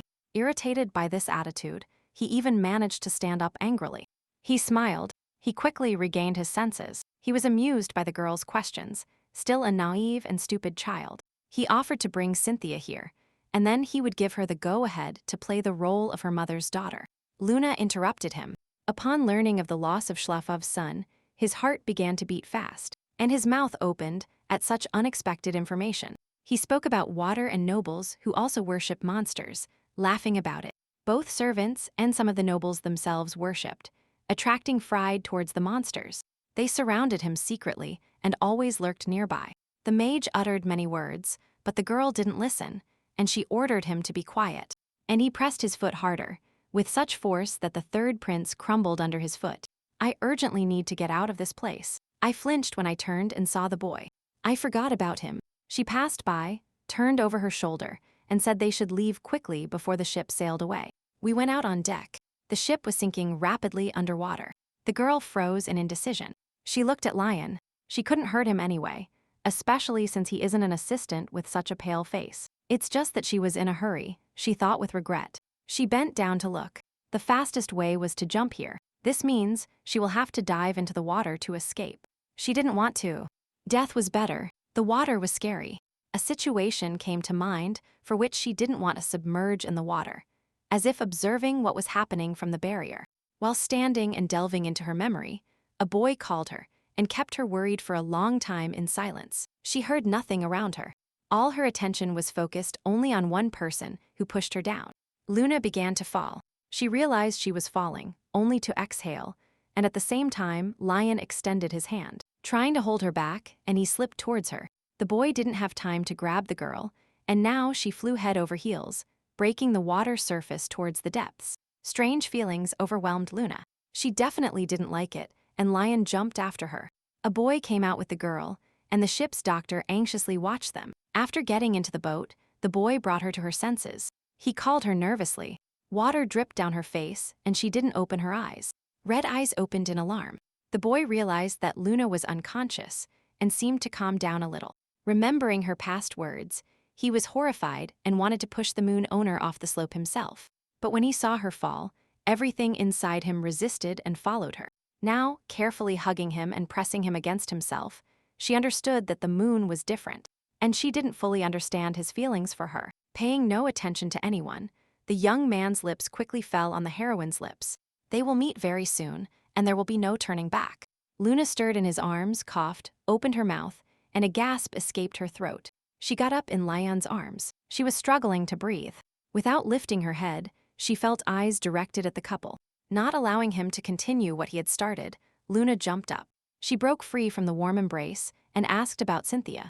Ismail was also offered to return home on the CERN's ship, but he refused. He crossed his arms over his chest and was already doubting his decision. Fried descended lower and lower, calling Aunt Irene first, then his father. And his mother, frightened and not understanding what was happening. Kylie gave orders. She skillfully handled the people in the room. Don't leave the first thing first, and be careful. Sir Evan also went with the Duchess. There were people there, and he was eager to bring her here. Fried leaned forward, worried that it would be dangerous there because his mother and his lord were going to look for him. His blue eyes widened. The man next to him squeezed his shoulder to calm him down. He tried to calm the boy and go back, because they are strong. The boy remembered how it all started. He missed the first day of the competition. His mother was in a bad mood, and he wandered around her all day. Only 2 days later was I allowed to participate. While enjoying the atmosphere and fun of the event, a piercing scream filled the hall. He grabbed him by the shoulder, met the monster for the first time, and simply froze. If it weren't for his mother, he would have died. He scolded himself with regret, sitting on the floor. His training took a long time, and it wasn't clear why he was scared. He wondered, and his thoughts were far away. He considered himself pathetic, but suddenly realized that he hadn't seen such a monster. It seemed to him that he was missing something. He rested his hands on his knees and remembered Luna. At first, he deeply regretted that she was not present at the evening, but now he was glad. The boy flinched when the man sitting next to him got up, headed towards the exit. He jumped up and also volunteered. The door slammed shut, and the boy was left alone in the middle of the room, undecided. He didn't know what to do, because his father had no sword skills. Still, he decided to protect his father and went out.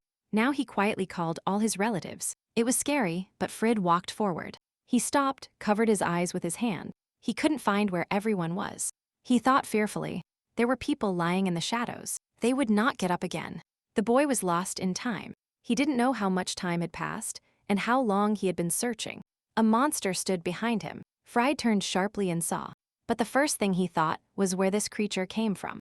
A terrible clawed paw reached out to the boy and almost grabbed his face. He couldn't move or get away. The terrible thing didn't happen only because the moon arrived in time and drove the monster away from Frid, attacking it with her shadow. She straightened up and stood next to the boy. She made it in time and lowered her sword. The boy looked at the girl standing in front of him. He supposed it was the moon, but he pushed her away and drew attention to the silver hair. He lowered his eyes, his bangs covered his gaze. He gritted his teeth, repeating to himself every time that he was glad the girl didn't end up here, and didn't accept the fate of many. For a moment, he was even glad for this opportunity, like in childhood, when the master came and protected him. On the contrary, the boy had to protect everyone. He looked around, felt that someone else was there. The creature was above, extending its long arms behind the girl's back. But he didn't immediately sense the danger. But she intercepted the monster and distracted it. Frid struck somewhere downwards. Luna looked back and turned around. She didn't expect it from herself, but her body reacted automatically. Unexpectedly, her skills were perfected. The monster fell motionless. The boy's eyes looked at some detail, an earring that was sparkling. And although the face was not visible, Frid had seen the earrings since he was born. It was hard not to recognize them, since his mother gave them to his father. She pressed her hand against the monster. He whispered sadly, but he was attracted by the sound, and the boy's eyes widened. Not accepting reality, Frid insisted that his father and mother and this monster were pretending. He smiled and lowered his head. He couldn't kill his father. Tears streamed down his cheeks. She touched him with her palm. The fear of realizing that his father had been killed pierced his heart. Luna lifted the boy. She looked anxiously at his face. She always makes him worry about her. It's the same now. She raised her eyes to the creature that recognized her, as the girl thought. Consciousness returned to the monster. This is not surprising, because a quick death awaits him. The last thing the monster managed to do was stretch out its paw and ask to protect Frid. Until the end, the father takes care of his child. She lowered her sad gaze. Unfortunately, she couldn't protect him, no matter how much Luna wanted to. She placed an unconscious child next to the dead creature, and she herself left this place. What happened at the event caused many rumors in the Empire. Everyone tried to discuss this hot topic. Lists of missing persons were published, but this was official. But in reality, they were already considered dead. The girl carefully studied the list and realized that it had been intentionally changed. Irene and Ewan were considered missing. In fact, all members of the Schlaf family died, except one, a child. And the list was changed so that there would be no uproar. Alan looked down. It was hard for him to speak, but the boy had to grow up very quickly. He thought, touched his lips with his finger. If he goes to Frid, his personality will be revealed very quickly. He exhaled, changed the subject. He would need to finish the game, and showed curiosity about Ismail and Cynthia. The children have adapted well. They want to be adults like the girl, he shouted. It's not worth it. Dr. Jella gave him 2 vials of red and blue, and spoke indignantly that they had taken too long. He commented with disgust that she should try to leave. He didn't want to see the result. The girl frowned. Jella sat on the counter, rested his chin on his hand, smiled satisfied. And he looked at the moon. The heroine stopped in the forest. The moonlight lit the path and made it silver. Her hair was scattered by the slight breeze. Lion's appearance was not a surprise. Indeed, a girl was waiting for him. The same piercing gaze did not let her go. He lowered his head. Now it was his turn to leave, and he was bitter about it. But he did not blame the lady under whose supervision he was. And yet, one thing is the girl's fault. His eyes darkened. If he hadn't grown up, he wouldn't have known about her feelings. But as soon as he realized it, the confidence that he would be abandoned immediately appeared. I searched for a long time and finally asked a question that was tormenting the boy, probably one for which Luna herself did not know the answer. All emotions mixed, pressing his hand to his chest. Cassie shouted at the heroine about her feelings, about her love for her. He wanted a lot from the girl. She stared. She couldn't give him what the young man so desired. In the end, she gave him the medicine that turns a vampire into a human. He looked at her dumbfounded, not taking his eyes off her, still trying to ward off the boy. The girl promised not to look for him. In despair, Lion covered his eyes with his hand. He couldn't believe it. She became serious and strict. She ordered him to drink. She left the boy no other choice and stood firm. The actions were at odds with the man's desires. He could not disobey. He extended a trembling hand and put in a bottle of liquid. His whole body was trembling. He couldn't help but ask the reason. Luna was discouraged. He would do everything in his power. The boy fell. He curled up on the floor. The heroine gathered her hair and walked away from the clearing. She should help. Luna stood near the open window, gripping the bottle with both hands. She didn't believe she could finish it all. As soon as the girl drank the liquid, she immediately grabbed her throat, squeezing it tightly from the pain that covered her like an avalanche. Suddenly, someone roughly grabbed Luna by the face. The voice mocked her and her pathetic attempts. Lion stood up. Blood was flowing from his mouth. He raised his palm and wiped it, lost and annoyed. He didn't understand what to do now. He had to become a man. He was perplexed, but he was still a relative, especially since there was still a connection with the moon, but not so stable. He tried to find her. Entering the room, he stopped. The girl lay on the floor motionless. At first I felt confused. With a trembling hand, he touched Luna's cheek and realized that she was only sleeping. And there was no reason to worry. I remembered her words that she was trying, that the girl was trying to die. Understanding overwhelmed the boy. Images of the lady, constantly trying to die, overwhelmed me. She even selected the children who were destined to kill her. I was horrified by the power of desire. He lifted her into his arms. He squeezed her to himself. He leaned over her. The pain he felt was strong. Lion walked towards the girl who was waiting for him. Her blonde hair braided into a tight braid, greeted him with words about the time. The young man took a desperate step, approached his sister to serve her and not be afraid to get his hands dirty, and smiled. There was also a condition for such service. He looked at her directly. He asked for a place and property so as not to get involved with the royal family. The girl carefully looked at the photograph, felt pity, but remembered nothing of her human life. Analyzing everything she knew and remembered, she doubted that she had jumped from that bridge. And she wanted to ask a lot. This time no one helped. This time someone extended a helping hand, covering her mouth as she thought. Work resumed. The heroine was rapidly falling into the black void, piercing the darkness with a white spot. She jumped onto the bed. Tightly grabbing the blanket, she became alarmed. The strap of her nightgown slipped off one shoulder, and she didn't pay attention to it. She burst out laughing. She was still alive and gritted her teeth, thus scaring the maid who was sweeping. She, frightened, explained that she did not want to bother the maid, but that the head of the family would like to talk. Upon hearing the words the gentleman asked to convey, she jumped up and shouted. The original story was coming to an end. She went out and saw Lion, dressed in beautiful and expensive clothes, behaving majestically and proudly. The boy laughed. He quickly grew up. What question should I answer first? About the short novel, or about the fact that he was standing in front of her? But she was left with the doubt. He downplayed the issue, nothing complicated. He put his hand in his pocket, but the girl insisted on an answer. He threw a notebook at her, which Luna picked up, looked at and thought, touching her lips with her finger. They stood opposite each other, so distant that the arrogance and resentment of the guy spoke for him. He also spoke of the medicine vial and threw it. The girl did not understand why he did not want to be mortal, to live to old age and die in old age. Upon learning of death, the man's face changed. He became cruel and answered rudely, hanging over her, expressing everything that had been building up in his soul, again without acknowledging her opinion. Everything is decided by everyone. She accepted his madness. She said nothing. She entered the room and looked through the open door. The girl entered and bowed. Luna recognized her. She apologized and regretted not having time to arrive earlier. Milana, sitting in a plush armchair, spoke about her husband, about his illness, and told her all the news. After the official report, she squeezed her hand tightly on the table, gathered the tablecloth. She admitted that her husband was missing and cursed. She leaned back in a chair, losing her voice, and said that now she had to do all these things. Luna felt sorry for her. Luna also shared her knowledge about the obsidian castle, or rather about the pile of ashes. She thoughtfully touched Milan on the lips. Alan stopped keeping a diary 10 years ago. The woman hit her forehead and exhaled loudly. If she had slept for 10 years, she wouldn't have known about the incident. The women sat at the table.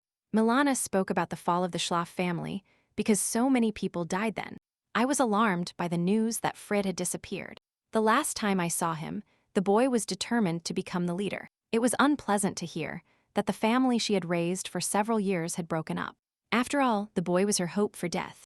In front of her were teenagers, a boy and a red-haired girl. She didn't recognize them immediately, trying to figure out who they were. After greeting her like an eternal lover, the girl realized that in front of her were twins. Louis turned to his mother when they found out where Luna was staying. They called her to their estate. Luna agreed. She just didn't understand the reaction towards Lion. She clasped her hands tightly in her lap when she discovered that he was very dangerous, and that she was afraid of him. The girl raised her hand and reminded the lady that they were still members of the Hearns family. The blonde girl walked along the path, illuminated by the moonlight, deep in thought and reflections. She realized that someone who would help her get rid of boredom, someone was exercising. Lion suddenly appeared when he heard the boy insulting Luna. He simply stabbed him and left him and approached the girl. The heroine could not remain silent because she saw that the man was using his power. Hearing the resentment in the girl's head, he opened the collar of his shirt and offered to bite her again to strengthen the power over him.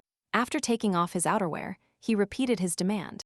Only then, smiling, did he say that he would treat her as his owner. She frowned and looked at the boy from under her forehead, wondering what he was doing. He grabbed the girl's hand and squeezed it against his, giving her one last chance to do it. With a sharp movement, she pulled her hand away, calling all this some kind of nonsense, and tried not to pay too much attention to his speech. Sitting in the carriage, the girl tried to look out the window, paying no attention to the man who did not take his eyes off her.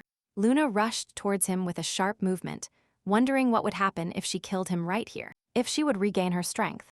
Lion remained calm and coldly commented that he still needed her, so he would not kill her, that it was worth finding Cynthia and Frida. From here, he crossed his arms over his chest with displeasure. He exhaled, and the boy still did not take his eyes off her. 10 years seemed like a long time to me. I spent all my time next to her bed, while she was sleeping and without worrying about anything. At some point, looking out the window, he clenched his fist in his hand. The uncertainty of waiting so long broke his heart. For 7 years, Leon kept waiting and the wait seemed strange to him. Then he thought about the children that the moon had taken in.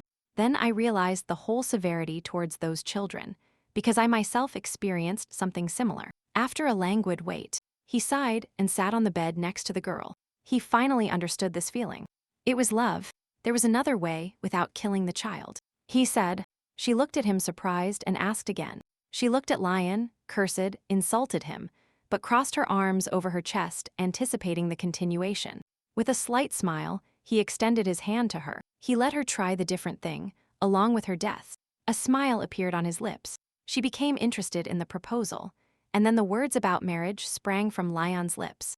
The girl was surrounded by maids who were doing something and trying to please her, working and looking at her. She looked at all this with a sad look and allowed them to do whatever they wanted with her. A young man in snow-white gloves handed her a marriage certificate. The only girl left on the plush sofa thought for a long time and commented on how she had come to live like this. She raised her hand, and on her ring finger was a small, elegant ring with a red stone inside. Cynthia and Frid were recently seen in the closed enclosure that Lion shared with her. Everything was very simple. I wondered how to get there, but the boy had an answer and repeated his offer. He showed her a box with identical rings with red stones that shone and glittered in the light. The girl was surprised to be proposed to, but she wouldn't gain anything special from it. She didn't understand why a man needed this. I looked at my hand with the ring. 10 years had passed. Lion was a completely different person. I was surprised by this fact. She leaned back on the soft sofa, exhaled, closed her eyes, did not understand. Everyone warned her about his danger, but now Luna did not understand. I opened my eyes. There were many questions and fewer answers. I wondered what my goal was, as long as I could do what the man said. After a while, the girl was sitting in the carriage. The maids had done their best, and now she was wearing sparkling jewelry, a beautiful dress and hairstyle. The carriage door opened, and she saw Lion with disgust. She narrowed her eyes, showed curiosity. There was something interesting outside. Lion looked incredible. He was the one who caused a sensation outside. A beautiful black slip fit him perfectly. The jewelry matched, and the white gloves on his hands completed the look. He sat in the carriage, lowered his gaze, crossed his arms over his chest. With his entire appearance, he showed that he should not be touched. This time, he wanted an explanation from the girl. Upon hearing a string of words, Luna looked out the window. Sadness clouded her. She looked closer and realized that the road led to the imperial court. The carriage sped across the bridge, getting closer and closer to the palace, thinking and reflecting on what kind of show Lion was putting on. If they were closer, she would have asked everything. When the carriage stopped, the man got out and offered her his hand with a smile, and asked her to take his hand. They were announced as a couple as the Count and his fiancée. They entered the hall hand in hand. One could hear people whispering, discussing the girl, the clothes, and the status. As they moved, people kept talking. Luna listened to all these words and whispers. She felt uncomfortable, but didn't show it.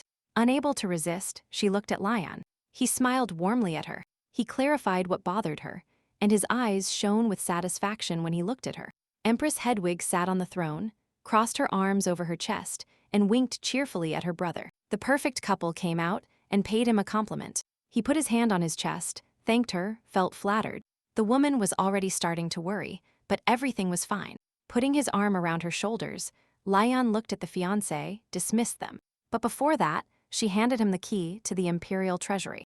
You can choose whatever you want. The man turned, offered to dance, extended his hand, and smiled. It is customary to dance the first dance with the partner. I didn't understand the reason for the worry. Because she is a vampire, copying someone's action is a trifle. And I kept persuading her to dance. Still, she gave in, and the couple began to dance among the others, floating lightly and airily across the hall, enveloped by pleasant music. Lion asked how the girl felt.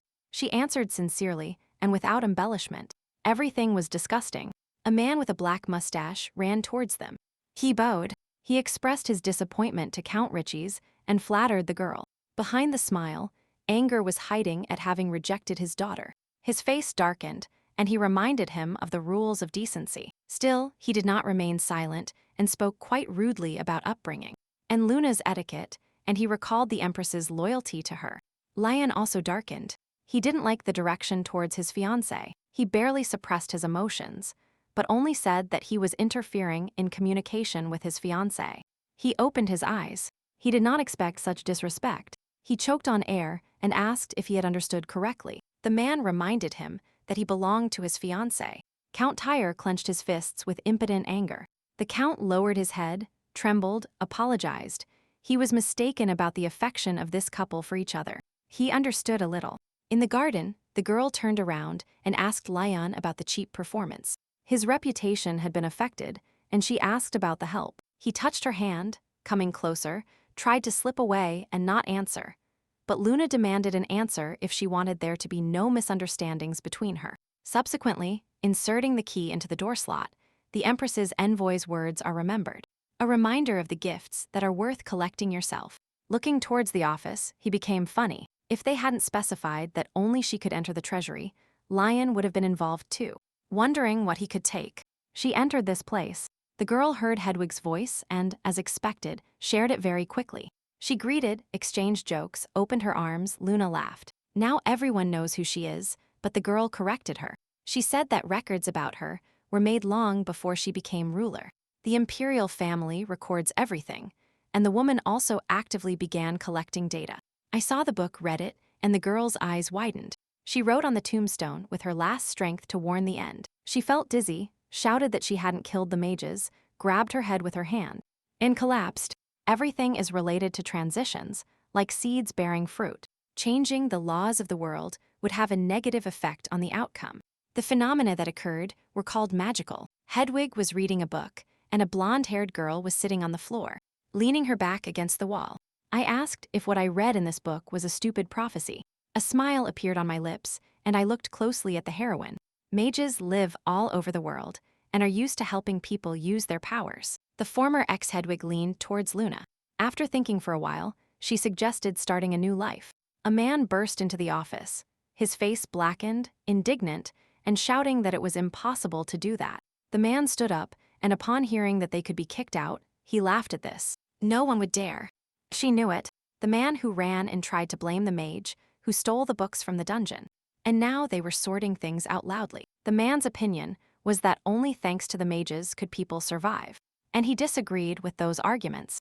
The dark man pulled out his hand and clenched it against himself. He saw that the one in front of him was insane. He changed the laws to such an extent that they could no longer be corrected. He laughed, agreed with the man, asked to look closer, and offered his hand to the girl. He sharply clenched his fist and ordered to be reborn. He threw a short word, and something happened. Now the moon has come to life. First, she needs to kill all the lower mages.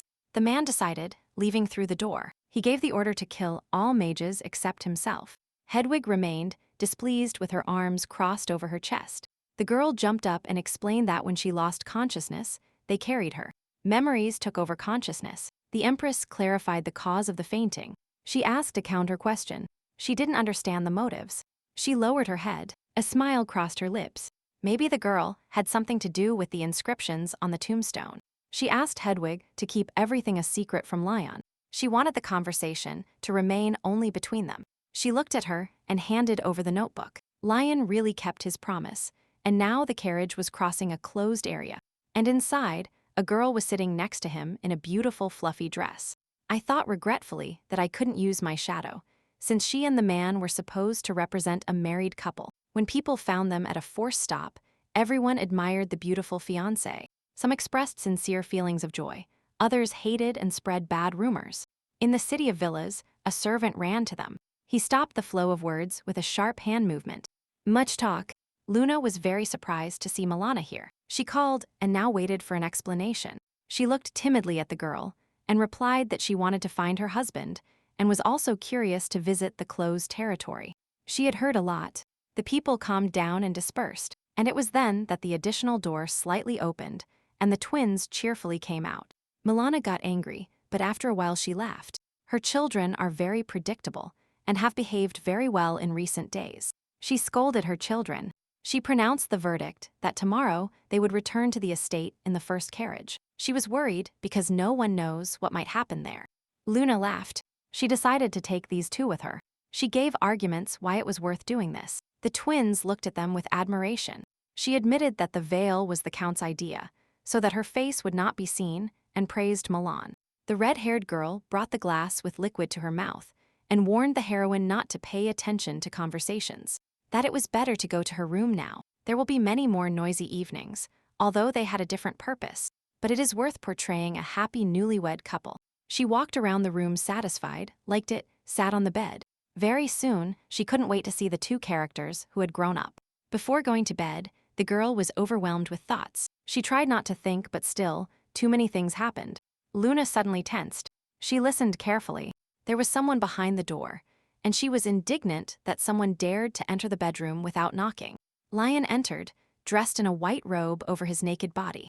He walked as if nothing had happened and didn't even look at the girl. She jumped up and got out of bed, indignantly telling the boy that he should inform her before doing anything.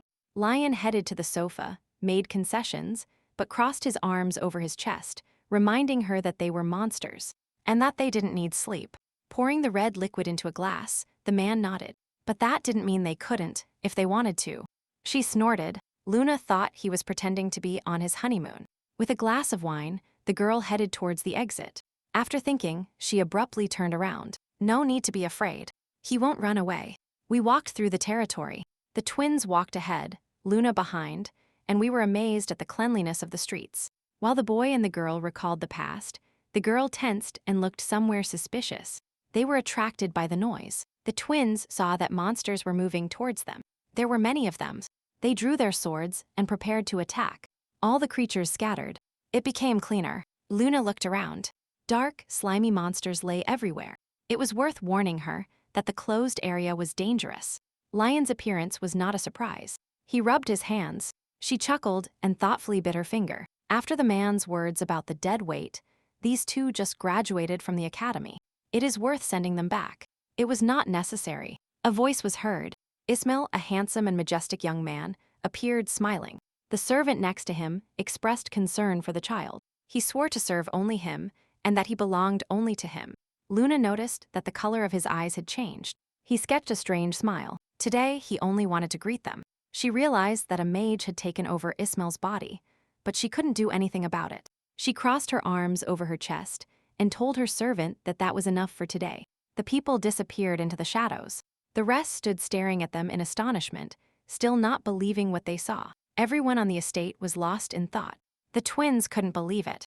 They thought their father had gone crazy. Coming out of their thoughts, without taking her hand from her mouth, the girl called for Julie and Louis that they stay with their mother. They shouted, dissatisfied with this decision, putting their hand on their chest, asking to be left. They would not let her down and would serve only her. However, they made that decision, left the girl, and wished her sweet dreams, and she was left alone with Lion. He did not agree with her decision to fight the new owner of Alan, and saw the lady jump from the windowsill. He pressed his hand to his chest, closed his eyes, and honestly said that he needed a strong monster. He put the map in front of her and explained that where it was marked was because Frid had appeared there. She put her hand to her mouth. She thought about the meaning of the word the man had thrown, and her thoughts returned to the child. She narrowed her eyes. She didn't understand why he had brought her here. If intervention didn't really affect everything anyway. Lion's true goal was to prevent Luna's death, and he was willing to do anything that could prevent it. The boy sincerely believed that they could still change everything. She looked closely, because she had already avoided the heroine's death once. He didn't want to tell her anything more, because their goals are different. She crossed her arms over her chest. Luna needs to find Frida. We returned to the conversation about the child lion. He believed that he would definitely find the ruler of the moon, because he carried it in his blood. I went out into the forest, wondering if it would work. The girl threw a ball with shadows and immediately heard a noise. Frid resolutely appeared with a sword in hand, heading towards the girl. Without taking her eyes off him, a smile appeared on Luna's lips. Noticing that he also had the anima sword, all parties were gathered. The boy was already attacking the girl, but guard appeared in his way, exhaled. He arrived in time, he was not late. The wolf took her away from the young man, and Luna's thoughts accelerated. Someone helped her, probably Lion, although there was no danger. The girl and the wolf calmly went up the stairs. They behaved modestly. He promised to tell everything. Guard took her to the dazzling Cynthia, who put her hand to her chest and smiled, cheerfully greeting Luna. She hugged the curled-up wolf. So many years have passed, but it's as if we saw each other yesterday, said the little one. Noticing every changing detail, she examined the girl and realized that it was she who asked to be brought to the guard. The girl wanted to know what Cynthia needed. She didn't let her reunite with Frid. There must be a reason for this. She crossed her hands over her knees. There is a lot to say, but in short, so that there is no worse ending. She explained what kind of ending it is, where Frida is killed and the girl falls into despair, and that is why the end of the world happens. When a child attacks a monster, it is weak against an external blow, especially from someone too strong.